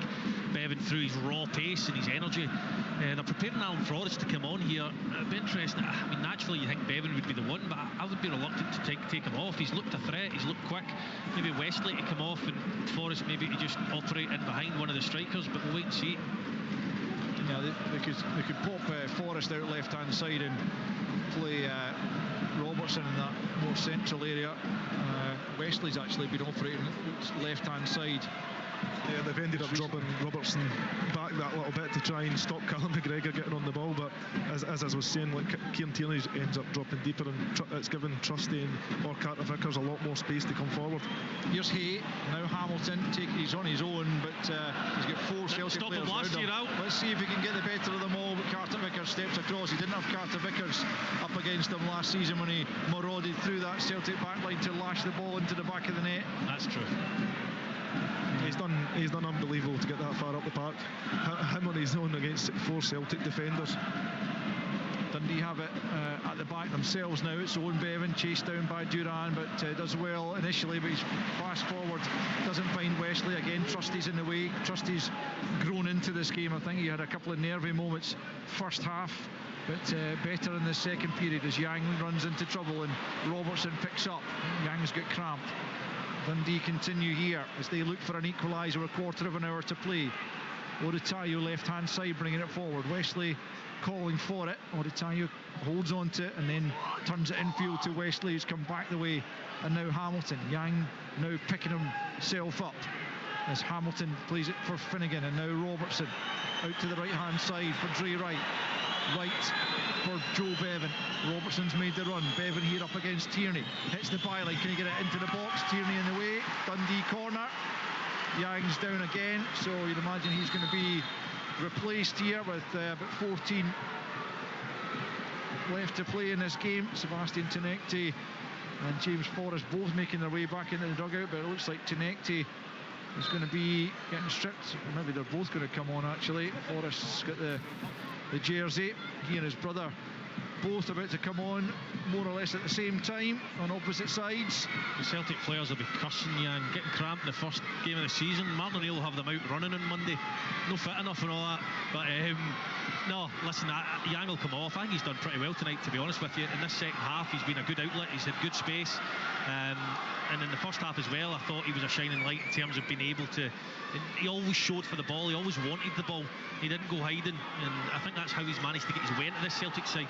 It's his work rate as well. Yeah. Never gives up. Always tracks back as well, and he's very, very honest that way. And look, he's had a couple of good moments. He's had a couple of nervy moments when he gets the ball in misplaced passes. But look, it's part and parcel of football. You're not always going to get everything right. Going back to your point with Trusty as well, how he's grown into the game. I think Trusty's got everything he can offer. Pace, power. He just has to believe in himself that little bit more, but also be a little bit more aggressive when the ball is coming up in there. Camilo Duran's the other player coming off as Yang makes way as well. And Tinekti and James Forrest come on. James Forrest coming on to start his 18th season in the first team at Celtic Park.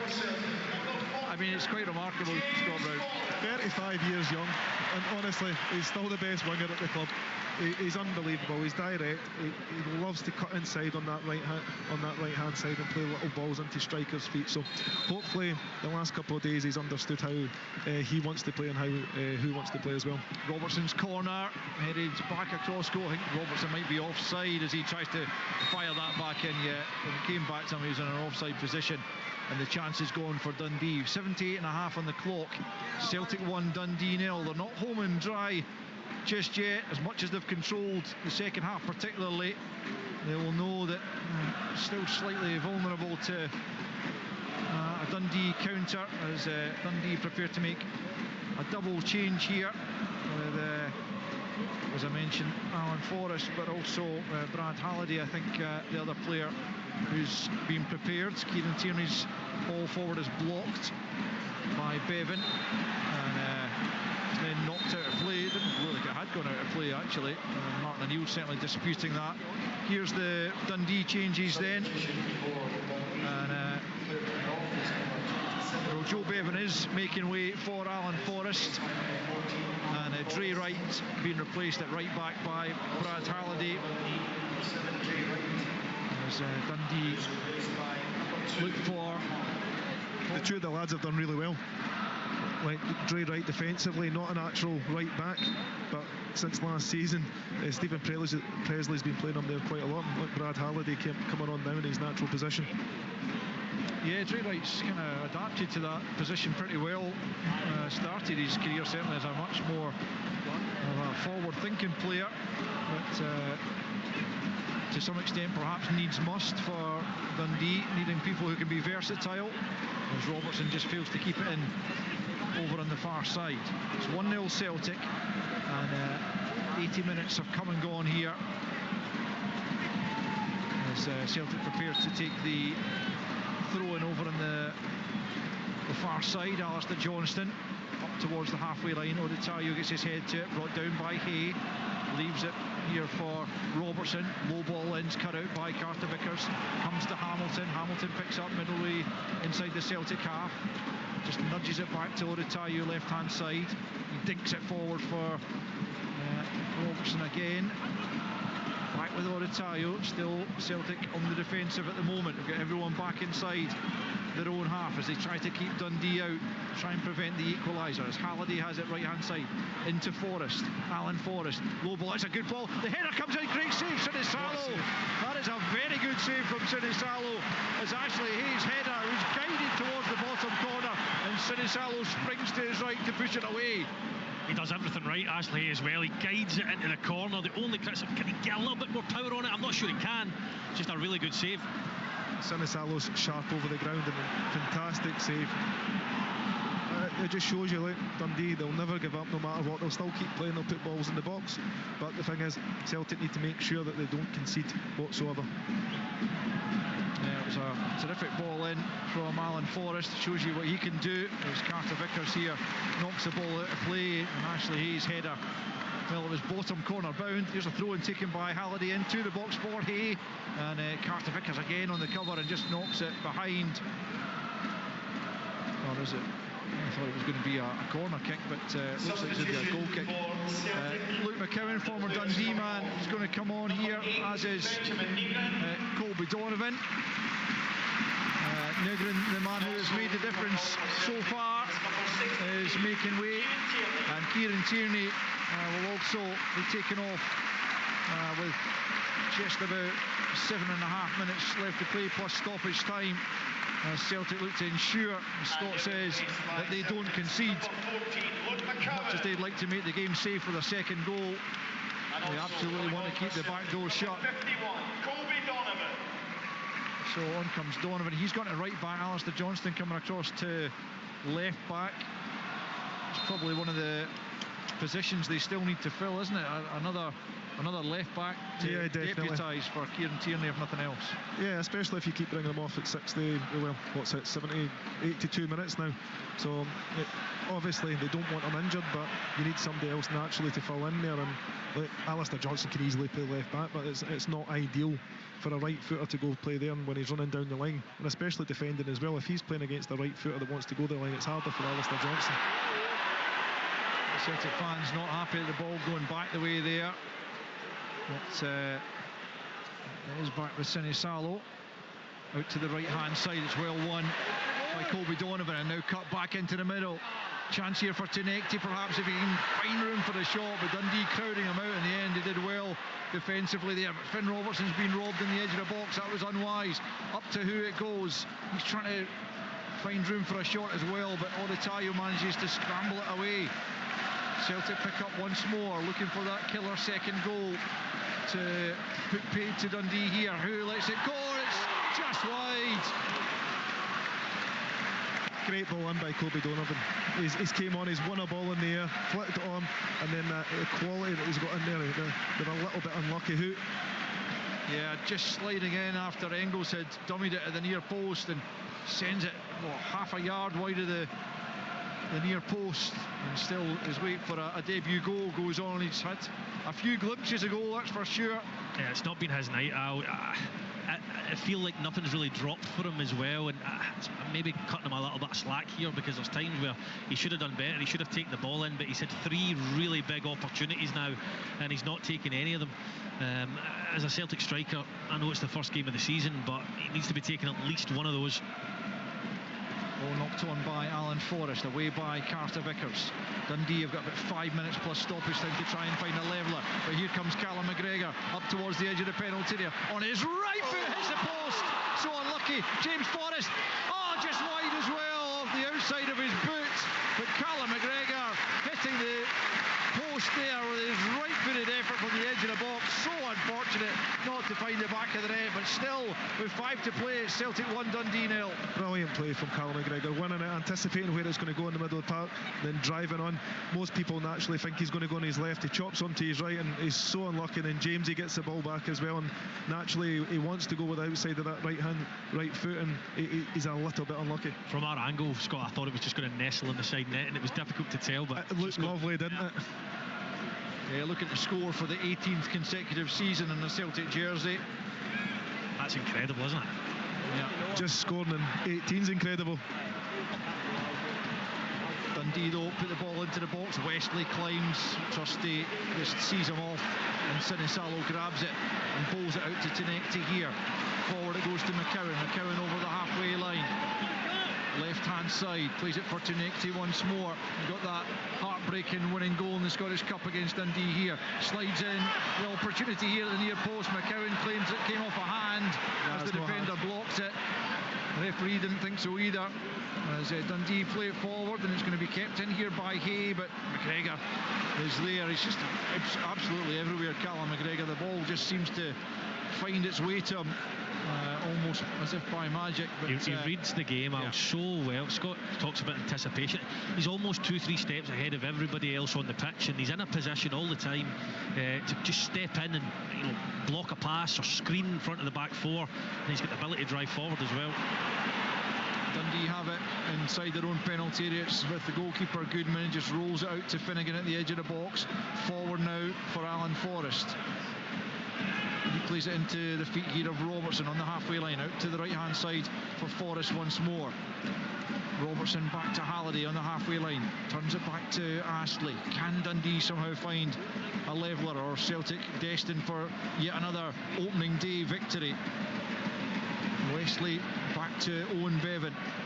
Dundee running out of time if they are going to find a leveller, as Astley plays it forward. Johnston nods it down. It will come here for Finnegan, plays it to Forrest, infield to Halliday. Halliday midway inside the Celtic half, out to the right to Forrest. Forrest will send this one in. Out comes Sinisalo. It's a good take. Takes the responsibility once again, does the Finn, and takes the pressure right off his back line, and then bowls it out to Colby Donovan. Again, the Celtic fans wanted it distributed quicker, but I think you've got it when it's only a couple of minutes to go. You've got to trust that the players know what they're doing, and maybe just slowing things down slightly. Sinisalo's done really well. I think there's a couple of crosses in the first half which he's dug out well. He just does everything, or has done everything tonight, with limited fuss, and he's just got on with his job. But he's taken the pressure off the Celtic defence a few times. Looks like it's going to be 10 consecutive victories for Celtic over Dundee here at Celtic Park, and certainly that wait for a win here for Dundee is going to be stretched even further as Celtic continue to look for a second goal. It's Johnston out to Tinekti, left hand side of the penalty area, up against Halliday, finds the ball in. Tinekti once more gets it back from Forrest, right, blazes over the top. He's got to hit the target. Oh, absolutely he does. What is he, 14 yards out? It's a wonderful move between him and Forrest, but he just lets the moment get to him and blazes over the top. I think he needs to have a little bit of composure, find the faraway corner. It's opened up, the goalie's standing still, and it's fantastic. Jamesy pops in, and it's a great ball for Tineke, and he forward runs as well, and he takes a great touch, and he just gets a little bit excited. Yeah. As Ashley Hay flicks the ball on at the other end. It's going to come for Finnegan here in the middle of the park. Waits for the challenge and then pokes it forward, and he's done well, and it's Ethan Hamilton from distance, and that's not too far over the bar. Well, he's tried an audacious effort in the first half. That one was closer, and it was from a likelier distance as well, a likelier angle. Sinisalo throwing himself up, but he'll have been relieved to see it fly over the crossbar inside the last minute of the 90, plus some stoppage time to come, no doubt. Celtic lead by a goal to nil, looking to ensure they get the 3 points. As Scott said, that's really on the opening day what it's all about. You can build from there. And Sinisalo knocks it long, but too long, all the way through to Goodman at the other end, and Dundee will have an opportunity here to try and launch one, which is exactly what Goodman does. Just keeping an eye on Lloyd Wilson, the fourth official there, as Ashley Hay catching Carter Vickers there. They both went up to contest the high ball. It's a yellow card shown to the Dundee front man. His eyes were on the ball, certainly. I think if he does catch him with the elbow, it's accidental, but 3 minutes added on, certainly worthy of a yellow card. I'm sure that will be checked by VAR to ensure it wasn't anything more than that. Yeah, I agree with you, Al. It's not, he didn't mean to, but that's not always relevant. Yeah, you know, exactly. If you elbow somebody in the face, you elbow somebody in the face. But to be fair, Carter Vickers, kind of gets up and gets on with it as well. Recognises he's been hit, but gets up, and I think that helps the situation. I think a booking's about right. Play resumes, so yellow card it is for Ashley Hay. Into the 3 minutes then of added on time. Dundee trailing by a goal to nil. Benjamin Nugren, the goal scorer, after 52 minutes. But as much as Celtic continued to pressurise, they couldn't find the second goal as yet. And now here come Dundee again, and it's Alan Forrest trying to get clear, and there's going to be pulled back for a free kick to Dundee, because Engels had a little tug there on Finn Robertson, and it's a Dundee free kick midway inside the Celtic half, just slightly right of centre. Taneki's got to be braver. He's got to win that header. He's favourite to win it. He pulls out. He doesn't want to get hit. Well, 2 seconds ago, Carter Vickers takes one straight in the face. Well, let's see if Dundee can make anything of this. Celtic got a bit of work to do to ensure they hold on to the 3 points here. Robertson standing over the free kick, just about everyone else in navy blue forward for this. Into the penalty area it comes, not a bad ball. Carter Vickers wins it. Ryan Finnegan sends it well over the top. for him, but it was on the left foot and he just blasted it well over the top. We've got just over a minute left of injury time and it's still Celtic 1, Dundee 0. Yeah, it was a really tired swing for Finnegan, who's played really well tonight. He's been good on the ball, he's got a good engine, he gets up and down. But that was, a really leggy, tired swing at the ball. He's disappointed with himself. I think that's one they're hoping it was Hamilton that was falling to his left foot. Yeah, that would have been the ideal scenario, wouldn't it? He would have made a better fist of it, I think. There he is winning a header, then Callum McGregor does likewise. Tenecte on. Dundee need to get it forward, which is what they do here. Robertson and Hay almost getting in each other's way, really. McGregor steps in. Now Engels, he's giving it away though. And Halliday sends it back to his goalkeeper. 30 seconds remaining. Goodman goes long, looking for Hay. Flicks it on this time. Wesley will chase. Carter Vickers there first, but only to Alan Forrest. Tries to find pass to Robertson, doesn't quite get the way through. Engels battling away, but he's lost it to Forrest again. But Celtic win it back, and it's Donovan, and he'll just hoist it forward. Anywhere will do. Just at the moment, he's knocked it out of play on the far side. Seconds remaining here at Celtic Park. Celtic leading by a goal to nil. Looking like getting off the mark with a victory, but they've not secured it just yet. Giving the ball back to Dundee once more, but there is the full-time whistle, and Celtic start the season in winning fashion. It's a narrow victory, but it's a victory nonetheless, and it was given to them by Benjamin Nugent with 52 minutes on the clock. Kieran Tierney, the architect, a wonderful cross from the left-hand side, and Benjamin Nugent, as he did all last season, ghosting in to the back post area and nodding it unchallenged beyond Owen Goodman in the Dundee goal. That broke Dundee's resistance. They had been terrific in the first half particularly, and the game never got away from them, but they just could not muster an equaliser. And Celtic, dominant for the most part in the game, take the 3 points, and once again on the opening day they are victorious. The 3 points in the bag on flag night here, and so the opening weekend of the Scottish Premiership comes to a conclusion, and it's been terrific from start to finish, and hopefully a season of similar action to follow. Dundee acquitted themselves well. They can be proud of the performance, but ultimately they fall to defeat here for the 10th successive time at Celtic Park, whereas Celtic walk off with the 3 points chalked up, and they will move on to next weekend away to Kilmarnock, while Dundee host Aberdeen.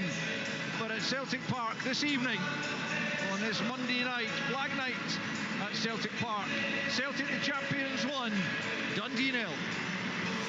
Celtic versus Dundee. The Scottish Premiership, live on Sportsound on BBC Radio Scotland. Players, put on your blindfolds. On BBC iPlayer. You don't see this in Beverly Hills. There's something not right here. Okay, this is big time twisty. You ready to play my game? Alan! Who could be the secret traitor? Shady, shady, shady. Everyone's lying to your face. The Traders US. Players, the floor is yours. Watch on BBC iPlayer. You're listening to Sports Sound on BBC Radio Scotland with me, Kenny McIntyre, Tom English alongside me in the studio. So the champions open up with a narrow victory over Dundee at Celtic Park. 1 goal to nil. That goal coming from a man who popped up many times last campaign, Benjamin Nugent, with a goal on 52 minutes. Looking at the match stats, Celtic 65% possession, 18 shots to Dundee's 11, 4 on target for the home side, 3 on target for Dundee. Tom, we'll hear from both managers between now and 10 o'clock. What did you make of the game? I thought, well, Celtic obviously deserved to win it, and deserved to win it by probably 2 or 3. They were a bit wayward in their taking their opportunities. Casper Hu, chief among them, he had 3 decent chances. He didn't take any of them, but you know, he had them. He was there, right? I mean, I guess Martin O'Neill might talk about that. He was there. We know he can score goals. Like, he scored goals against a high caliber of opposition, this guy. So you know, I mean, I think a lot of chances will fall to him, and I think he will score a lot of goals. Dundee, I thought, played well in the game, competed well in the game. and had that chance 9 minutes to go from Hay. It was a good save from Sinisalo. So Celtic could never really relax, even though they were miles ahead in terms of possession and opportunities and all the rest of it. Kieran Tierney, I thought, was outstanding in the match. Callum McGregor was outstanding in the game. And it was a comfortable enough night, even though 1-0 doesn't suggest that. It was a comfortable night for Celtic. They'll be happy. They would want to have scored more goals. But for a first hit out, first weekend, 1-0 will do. Yeah, the big chance for Dundee was Ashley Hay, 81st minute. Good, smart save from Sinisalo. Perhaps just a slightly better connection. He might have just found the bottom corner. And as you say, that kept Celtic honest right to the end, didn't they? Dundee were never out of the game. No, they weren't. I mean, they were always up against it, and they were always looking for, a bit of a miracle. And they really had to kind of stay incredibly focused and kind of lucky at times as well, not to fall 2 and 3 behind, because Celtic had the chances. Tierney shot straight at the keeper. Casper Hu, McGregor off the woodwork. Tonekti ballooned it over the bar when he really should be hitting the target minimum. So they rode their luck on all of that front. But this could have got away from Dundee. This could have been a fairly sobering night. This could be 3 or 4, and their season is off to a poor start. I think Stephen Presley will take a lot of positives out of this, that they never caved. They stayed in the fight. They were still there trying to throw punches at the end with that Hay chance. So really good spirit in the team. This is their toughest game of the season as away at Celtic. They did not capitulate. They showed really good organisation, really good stomach for the fight. Played some decent stuff when they got the opportunity, which wasn't very often. But I think Presley will be pretty pleased.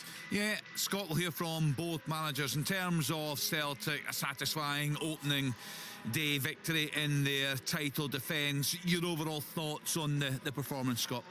Yeah, look, they dominated possession. The first half there wasn't overly humongous chances. I think who had one, Kieran Tierney had another one.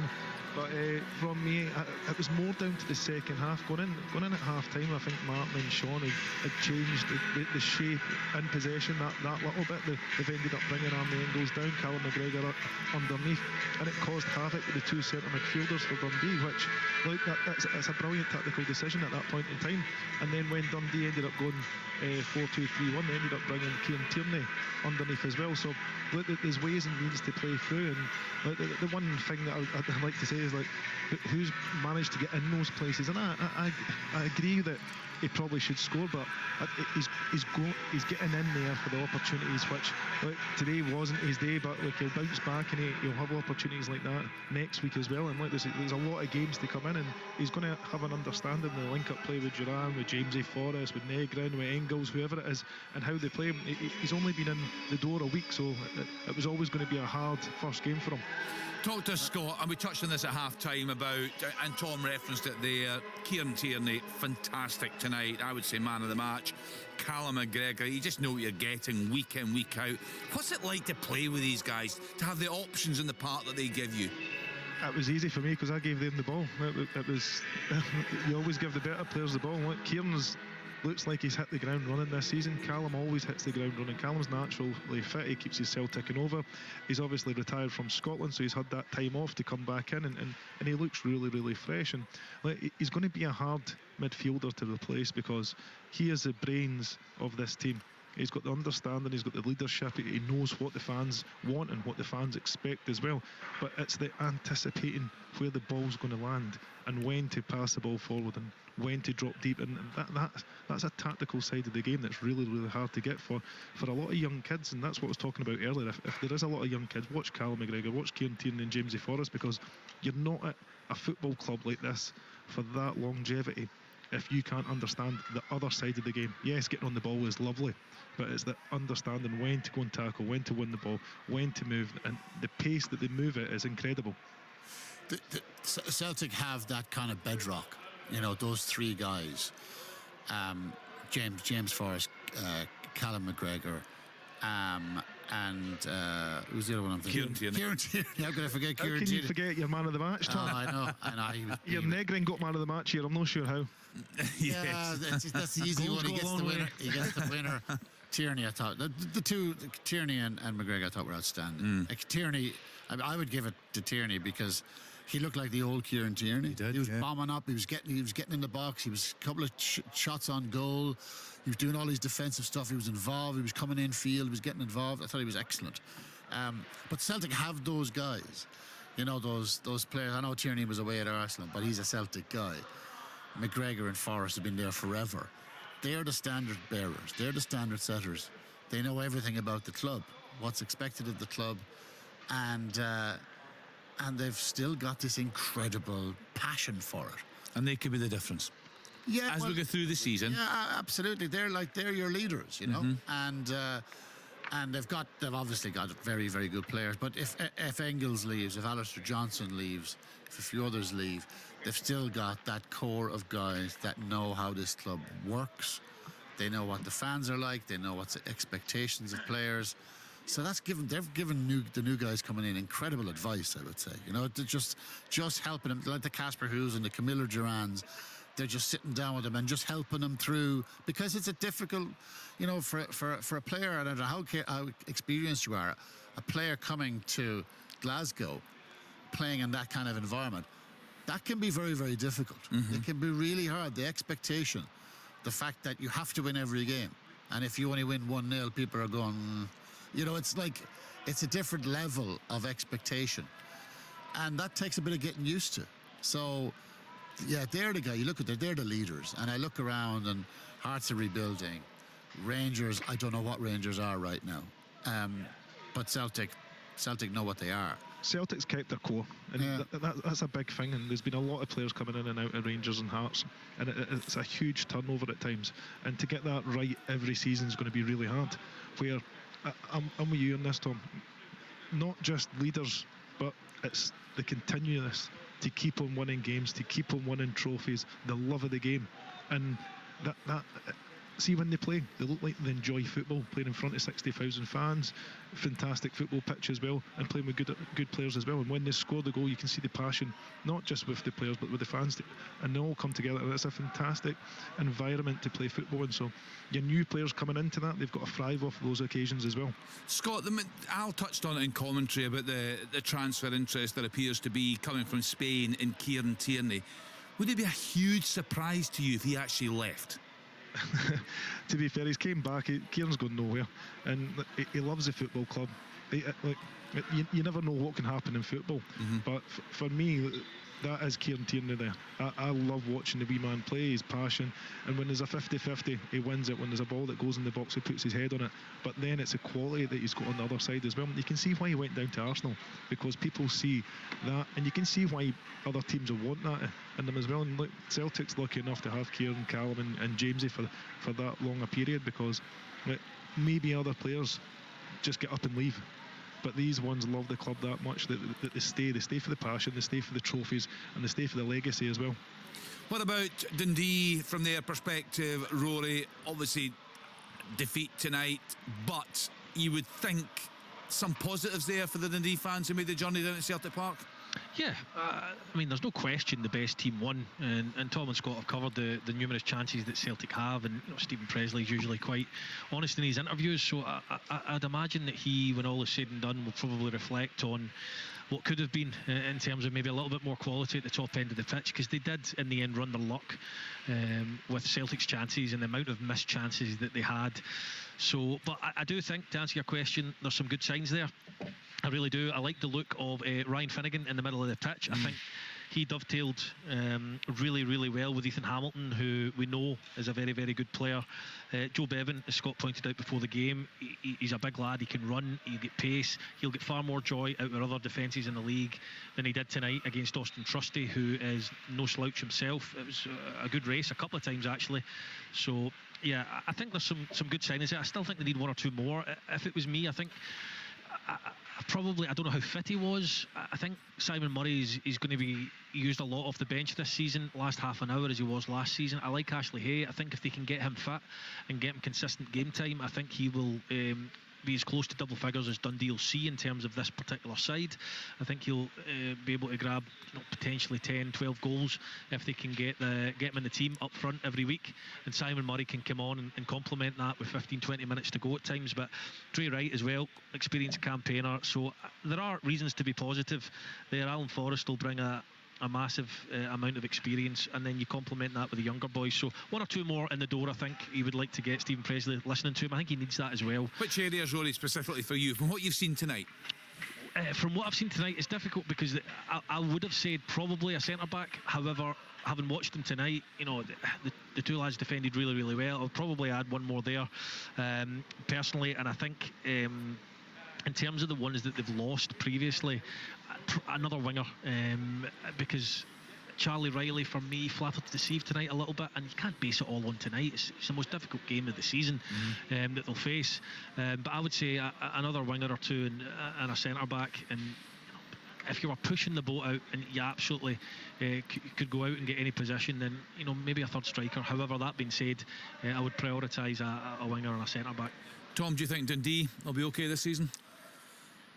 You ask me that every season. Because you are always willing to come forward. No, you're willing to come forward with a prediction. We like that. Yes, I am that sacrificial lamb that I was stupid enough to come. I know it's early, and there's a lot. There'll be a lot of changes in these teams, but I think with a very settled manager there now, a very experienced manager there now, I think a very disciplined performance there tonight. They've got a threat as well. Yeah, quite good in the League Cup. Yeah, look, I think so. Yeah, to answer your question, I think so. You go to Celtic Park, and that I'm looking at here, their average age is 25.4, so that's pretty young. Celtic's was 26.7, so it's fairly young. New players coming into the team. They're well organised, Dundee. They're a very well organised team. I know they had a lot of chances, gave up a lot of chances, but that's Celtic at Celtic Park. It's going to happen. But I think there's plenty there, and I'd be, put it this way, I'd be really surprised if they got into a relegation scrap. I could see a number of other teams there that might be, but I'd be surprised if Dundee were one of them. We'll hear from both managers before 10 o'clock, Tom. We touched on this earlier in the programme, and I heard you speak about this last week. It's a story that's kind of dominating not just football, but all the main news headlines, what's going on at FIFA and Gianni Infantino. I know you've been trying to dig away a wee bit at this story, so I think, again, actually, just hold on 1 second, Tom. I'm actually told Stephen Presley's out early. He's live now with Jonathan Sutherland. Well, Stephen, a narrow 1-0 defeat. What's your overall assessment? Overall assessment is that I'm exceptionally proud of the group. We're at a real transitional moment, but I asked for bravery in our performance. I thought we're incredibly brave with the ball, but also brave without the ball with our high pressure. And also, I couldn't be prouder in how hard the players worked tonight. I think they gave an exceptional performance, and one that we can certainly build on, and one that sets standards for the season. The way we went about our business, how hard we ran against the ball, all of these things are standards that the players have set tonight. So I was really pleased. I said pre-game that coming here, the winning for us isn't always the result. Sometimes it's the performance and the belief we can take from that performance. And I think we certainly got that again tonight. What were you thinking near the end there when Ashley Hay had that big chance? It looked like it was going to be the equaliser. It did, but a very good save from the goalkeeper. But we kept pushing all the time. We showed that last season, that we're a team that has a never say die attitude. And after losing the goal early in the second half, we could have gone under. We didn't. We responded in the best possible manner, and as I've said, I was truly proud of the players' performance. We know we still are, as I said, pre-game, probably 4 players short of where we want to be. But considering that we're in a transitional period, I thought the players gave an exceptional performance. I think some of our pundits thought you were a bit doom and gloom about Dundee's chances pre-match, Stephen. But is it about managing expectations, and in a way, does that take some of the pressure off the players right now? It's just about performance. It's not about worrying about league positions come the end of the season. It's not doom and gloom. I think anybody that knows me, it's reality. I only speak the truth. We've lost so many key players.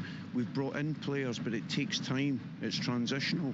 I think if you look at Dundee over the period of the last 25 years, they've maybe spent 10 of those in the Championship. The average league position in the Premier League's 10th.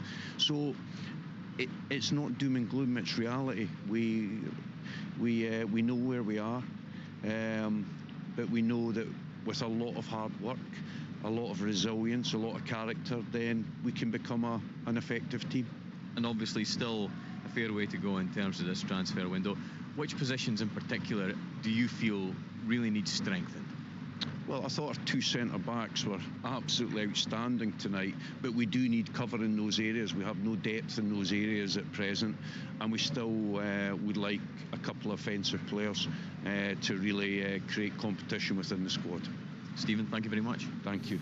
Yeah, as he says, he's always brutally honest. He's a very good listener. Stephen Presley, a very good guy. I would have to say, exceptionally proud, he said, of his team tonight. Brave with and without the ball, worked very hard, and he said they set the standards tonight for the rest of the season. He's hoping to bring in 4 more players. Now, we may interrupt this, Tom and Martin, and he'll just try to keep an eye on when the managers come out. But in terms of Gianni Infantino, because again, it's one of these stories we're all interested in. It affects anyone that cares and has got a passion about football. Yeah, absolutely. And the journalist who's really led the way on this is Martin Ziegler of The Times. And he's reported earlier on today that Infantino's opponents in UEFA and around the global game plan to paralyse, is the word he uses, FIFA until Infantino quits, including a possible rival competition. So it's game on now against Infantino.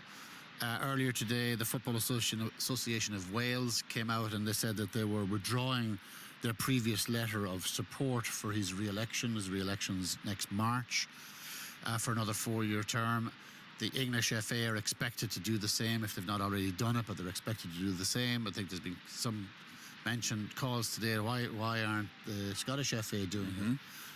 They haven't done it. My information is that they do not support Infantino's re-election next year, but whether they'll say that publicly or not is another question. They've said it to be privately. Why wouldn't they say it publicly, Tom? What's the worry there? Well, I think the worry for them, and read into this what you will, I suspect the worry is that Infantino gets the votes and survives.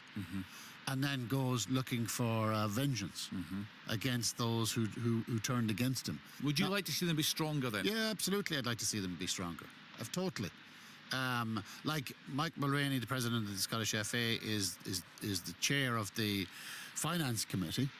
Now, people are saying, some people are fair to say, he should resign. I understand why he would not resign from that. I don't think UEFA want him to resign. Remember, he's UEFA's man on FIFA. I don't think Alexander Seferin, president of UEFA, would want him to resign, because then that's a set of eyes on Infantino that they wouldn't have on him if Mulroney and other members from UEFA of various committees of FIFA were all to be removed, because Infantino would likely just replace them all with yes men. Of course. So I get that, but I certainly would like to see if the Welsh have done it, if the English FA do it, as in saying, look, we were in support of Infantino for the re-election next year, and we wrote a letter to that extent. We're now withdrawing that letter. If they've done it, and Wales have done it, England are expected to do it, I would hope that Scotland would do it as well. I mean, it's kind of backbone territory here, isn't it? I mean, show some mettle and show some support from your other. From your home federations as well. They're not all doing it. I know Switzerland are kind of hedging their bets. So this is not a done deal. He is a relentless politician, Infantino, and the mechanism by which the UEFA and others want him removed, that's tricky. So this is serious politics going on now. Rory, as a football guy, I'm not expecting you to go into the politics of all this, but how much does this interest you? How much does this concern you, the story that Tom just outlined for us there? Well, Tom went into a bit more detail there, and the last time I was on the show, I think the reaction suggests how people feel about it. And when you do deep dive and look into it all, the amount of people who are against this outrageous proposal and what's been put forward, it just goes to show that when it comes to it, the people in football want the likes of the World Cup and things like that to be protected for what they are, which is for the fans, for everyone to go and enjoy, not for a politician who's after making as much money as possible, like he needs any more. So look, I think he's getting exactly what he deserves, and I really do think that in the fullness of time, or I really hope that it leads to a change. Yeah, let's hope so. There'll be plenty more in this story in the coming days. We're waiting to hear from Martin O'Neill. Scott, what are you expecting to hear from him tonight? And again, it's hard to weigh up because we don't know who's going to leave. There is a speculation around a number of his players, but what do you think he'll still be looking for in the transfer market? Yeah, he'll probably be looking for another centre half. Cover for Kieran as well on that left-hand side, because it's going to be a long season, especially if they get into the Champions League as well. It's hard on everybody's body. You need to give people a rest every now and then. But at the same time, you've got Liam Scales that can push out there, but he's not a natural left back in power and pace like what Kieran's got. Will they bring in another winger? I do think so. You've got Jota that's coming back, that I do believe is coming back at some point, hopefully very soon. And that will add to strength and depth in those areas. But look, if Engels leaves and if Alistair Johnston leaves, you've got to replace them as well, because you can see today what it brings. Engels brings so much energy and so much pace into the game, and Alistair Johnston's just a fantastic defender, 1v1 powerful, but also makes very, very good decisions on the ball, when to pass forward, crossing, his runs in behind in the final third as well. It is great to see. Rory, another one I've seen a fair bit of speculation around it is Nygren, and it's amazing the amount of times he pops up. I remember him at a game, I think it was in January, perhaps up at the Falkirk Stadium. And Martin O'Neill said Celtic didn't deserve to win the game that night. It was a set piece, back post header. He is very, very good in the box, but I've heard a lot of Celtic fans say he disappears for times during the games. What's your take on Nygren? I mean, if you're going to score 20 plus goals from midfield, for me it's probably a fair trade-off at domestic level. Maybe not on the European stage. I think if you're a team like Celtic, you need all your players to be contributing in every aspect of the game. I don't think you can get away with being anonymous for large spells, but domestically to get 21 goals and be anonymous for large. I mean, look at Erling Haaland, he does it every week, and he gets, I know he's a different stratosphere in terms of where he plays and what he does, but ultimately he goes missing for large portions of the game, and everyone thinks he's fantastic. So look, Nygren's timing into the box is really, really strong. His intelligence when it comes to making that third man run into the box. Kieran Tierney picked him out twice in the first half, and then the header in the second half is a beauty. It really is. It's a great ball in, and he'll score many more goals this season from doing that as well. He plays in the Swedish national side as well for a reason, and the reason is that he contributes goal after goal after goal, and as much as he may not contribute as much as others would like, that is worth its weight in gold. In fairness to him, he's supposedly player of the match tonight. I mean, there's no way he's player of the match. Well, the stats just flashed up there. He was first in 3 categories: progressive passes, shots and target. I think there was one other. Yeah. You're not having that, are you? You sometimes like your stats and your XG and your... No, that's fine. A role reversal going on there. It's Kenny reading out the stats. I know. It feels very unfamiliar to me. I like my stats. I don't like your stats. I think you look at Tierney and you look at McGregor. Now, take your pick. Nygren gets the winner. Maybe that's what's swayed it. In fairness to Nygren, including World Cup games, I think he played in 4 of Sweden's games at the World Cup. He played 69 games last season. 69, including those World Cup games. Mm-hmm. That's a lot of games, and then he bounces back his first game here and he gets the winner. So, yeah, he does go quiet. I don't think he was hugely involved in the game tonight. I think there were lulls in his game, but he gets the winner. And as Rory says, it's hard to argue, Well, it's a talent to score 20 goals anywhere. As a striker, but as a midfielder, what a find it is as well for Celtic. For £1.5–2 million, it's a fantastic find. And if somebody comes in, it's because he's doing his job, getting into the box and that. And I keep going back to, I played with a guy, Chris Commons. He was the exact same. Scored wonder goals outside, in the box. He didn't give that much off the ball. We got away with it domestically. It's when you go into the big games and you have to have 25-30% possession, and it's that defensive instinct. It's hard to then turn that into a midfielder that naturally just wants to drift away from the game at times, then arrive in the box at the right time. Do you just have to accept that then, Scott? You know, there are some players, I know it's a different level, people talk about Messi, how the Argentinian players, you know, they will... He does no bad for himself, if I'm honest. Yes, but as a midfielder, do you just have to... That's not Chris Commons' game, for example. We use him as an example, and what he gives us offensively, we can make up for that. I mean, so Negrin does cover a lot of ground. Right. A lot of ground. And he's not like Messi in that we just stand off. He covers a lot of ground. He runs in behind. His timing, his movement. He does get back in. He's just not one that goes to dictate play. But you've got Callum McGregor there. You've got Engels there that drop off. And you can see when they did that, the amount of times that he was on. And it was just maybe a nice, easy pass. Nothing brilliant on the eye. And he just keeps the ball ticking over. And then he arrives in the box at inch perfect timing. It's all because of the ball, but there's not that many players, midfielders, that are in the 6-yard box wanting to score a header. And it's different when you play with 2-8s. One of them got the licence to drive forward every time, and they know it's similar because he ends up, like Arnie Engels, ends up dropping underneath and become a 4-2-3-1 at times, and it's hard to have that understanding. But you never see Negrin dropping that deep. He's always the one that wants to go up there, wants to score the goals. And like for me at Celtic Park, you need him in the team.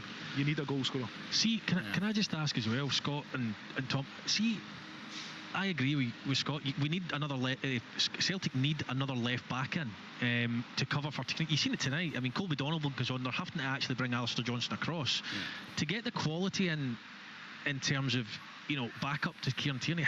How do you sell that? I know Celtic's a massive club. They've got European games, but you're effectively trying to get somebody in of good quality at left back and pitching that they're going to be on the bench every week. That's extremely hard. You know Kieran's going to start. You know Kieran's a top quality player, but at times, look, Kieran gets injured last season. You end up having to put other players out of position.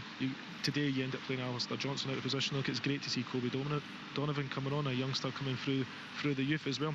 But you want to have that natural left back to cover, just in case, touch wood, anything does ever happen to Kieran. But they've got that replacement on the right hand side.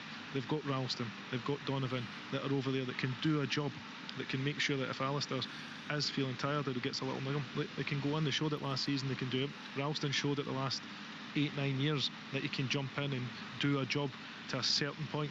So it's that cover that you do need, and someday, like, there'll be a lot of players out there know that they will be back up to Kieran Tierney, but they might get that opportunity to play another 15-20 minutes, and look, if they do well, they might start a couple of games here and there. You look at Sirachi, he was left back last season, played, I would say, 25 to 30 games for Celtic.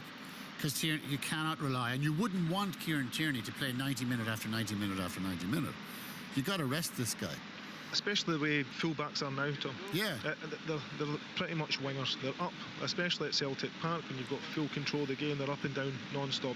You've got their wingers popping in the middle of the park as well. So, look, it is an absolute graveyard shift. But look, I thought he done it brilliant today, and I thought he went back to his old self and direct, beating people. Fantastic balls in the box as well. Let's now get the thoughts of the Celtic manager, Martin O'Neill, live in Sports Sound with Jonathan Sutherland. Well, Martin, congratulations on the 1-0 victory this evening. How satisfied were you with the overall performance? I think that in terms of the result, obviously the most important thing to win the game. I thought we created a number of chances in the match, but overall I didn't think we played particularly well. I think that we could have played with a bit more intensity, which I think we did in the second half, at least for a period and when we got the goal. I mean, maybe we could have added to that, but overall, it was like a typical opening game of the season for us in that sense. You know, we did enough to win the game. Big improvement for us, I think, along the way. A lot of talk about new faces, and we'll get to that in a moment, but people like Callum McGregor and Kieran Tierney, who obviously know this club inside out, how important were they for you, do you feel, this evening? Those players are the football club. That's the point. They are the football club. I know Kieran took a sojourn down to Arsenal where he picked up some injuries along the way, and it was at a time when his career was really exploding in that sense. But they are the backbone of Celtic Football Club, and it's great to see them playing together again this season. and and I'm delighted to have them. Kieran Tierney, perhaps one of the standouts for Scotland at the World Cup as well, and obviously with the assist this evening, a lot of talk about potential new signings and all the rest of it, but is it important to bring in some cover as well to look after him? Of course, and that's something we are definitely looking at. Exactly. So Kieran, with the best will in the world, will not get through every single game, and if we are going to be playing in European football one way or the other, whatever it may be, it was a wee bit like last year. He was recovering then and didn't see some games out because he put so much into it. But I think that's dead right. So we're looking along that way. We've got some young lads in the academy who are very, very fine players, but I think it's a wee bit early for them. And despite all the speculation about Callum McGregor, it seems that he is definitely staying at Celtic for this season. For this season, and forevermore, is it? I hope he stays here until he's 45. Of course, I think that he had a conversation with our CEO, and he's got a couple of years left to run. I think he loves it. He's been a big winner for the football club, and he has definitely got. He's, to me, not that I'm talking about this at this minute, but he's potential managerial material, big time, and coaching. So it's all of those things in the future to look forward to. But for me now, selfishly, I just like him as a player to see what he can do this season again. A lot of focus obviously on Camilo Duran and Casper Hu this evening. Who would get a few chances, didn't get the goal that he obviously would have craved in front of the home support here. What was your overall assessment? Yeah, Casper had a number of chances. He could have scored 2 or 3 goals quite easily. I think it was one of those evenings where you want to try and impress, and of course he wants to impress the home fans. Here's the first time he's played for us. He's done some training, and he will definitely get better. There's no question about it, and he will score goals for the football club. For Duran, he's played, to me, I played him there a little bit out of position, because we haven't actually had time for them to play together yet. Hopefully that in the next couple of weeks we'll be able to work in that in training, things like that. He's definitely, and to me, he can turn people, as he did just in the edge of the 6-yard box, brilliantly, really. Crosses the ball that we could have scored from. That's his game. That's what he can do, just from wide right hand side. I think he gets. Sometimes the game might pass him by. Overall, again, it's the first time the two of them have played together. I'm not even sure that we did that many training sessions with the two of them playing together. But it's great. Those are 2 really fine players, and I think that they will help us. We spoke a bit about the transfer ins and outs before the match, Martin. Before the next match for Celtic, would you expect much movement? Well, we're hoping. That, I don't want to turn around and say to you we expect something, but we are doing our utmost to get some people in, because it's naturally it's important. It's important, and with what is it, about 15 days or something like that there to the Champions League game or something like that there. So you would that obviously that's a difficult game for us, no doubt. We would like to have some people in, but we are trying our utmost. Which positions are your priorities, would you say? Well, there's no point in me letting you into that. We're looking, so just in case somebody leaves the football club as well too. So we'll be looking to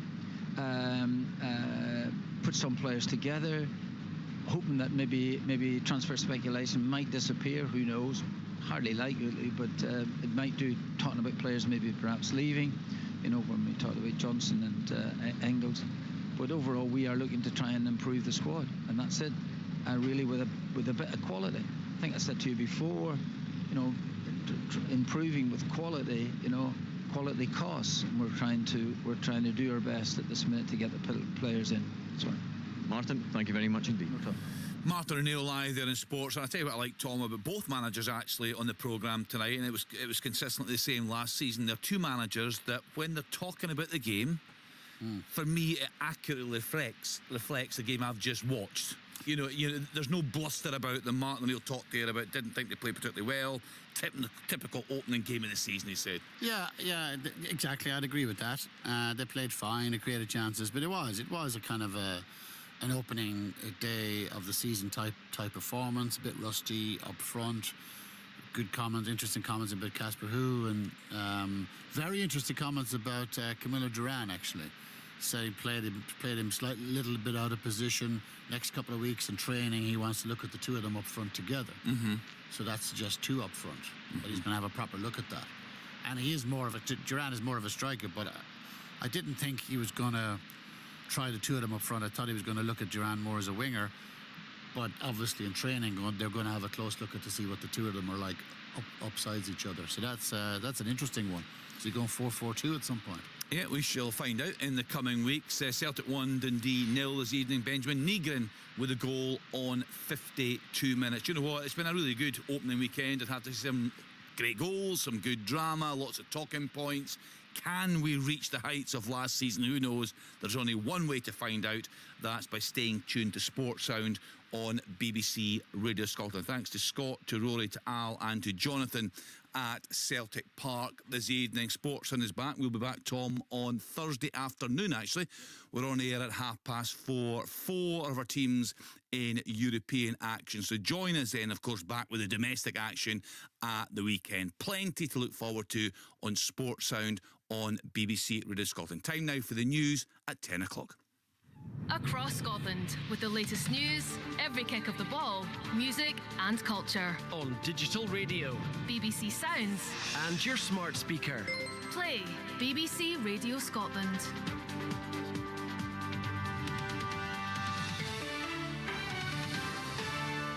With the BBC News at 10 o'clock, I'm Linda Sinclair. Good evening.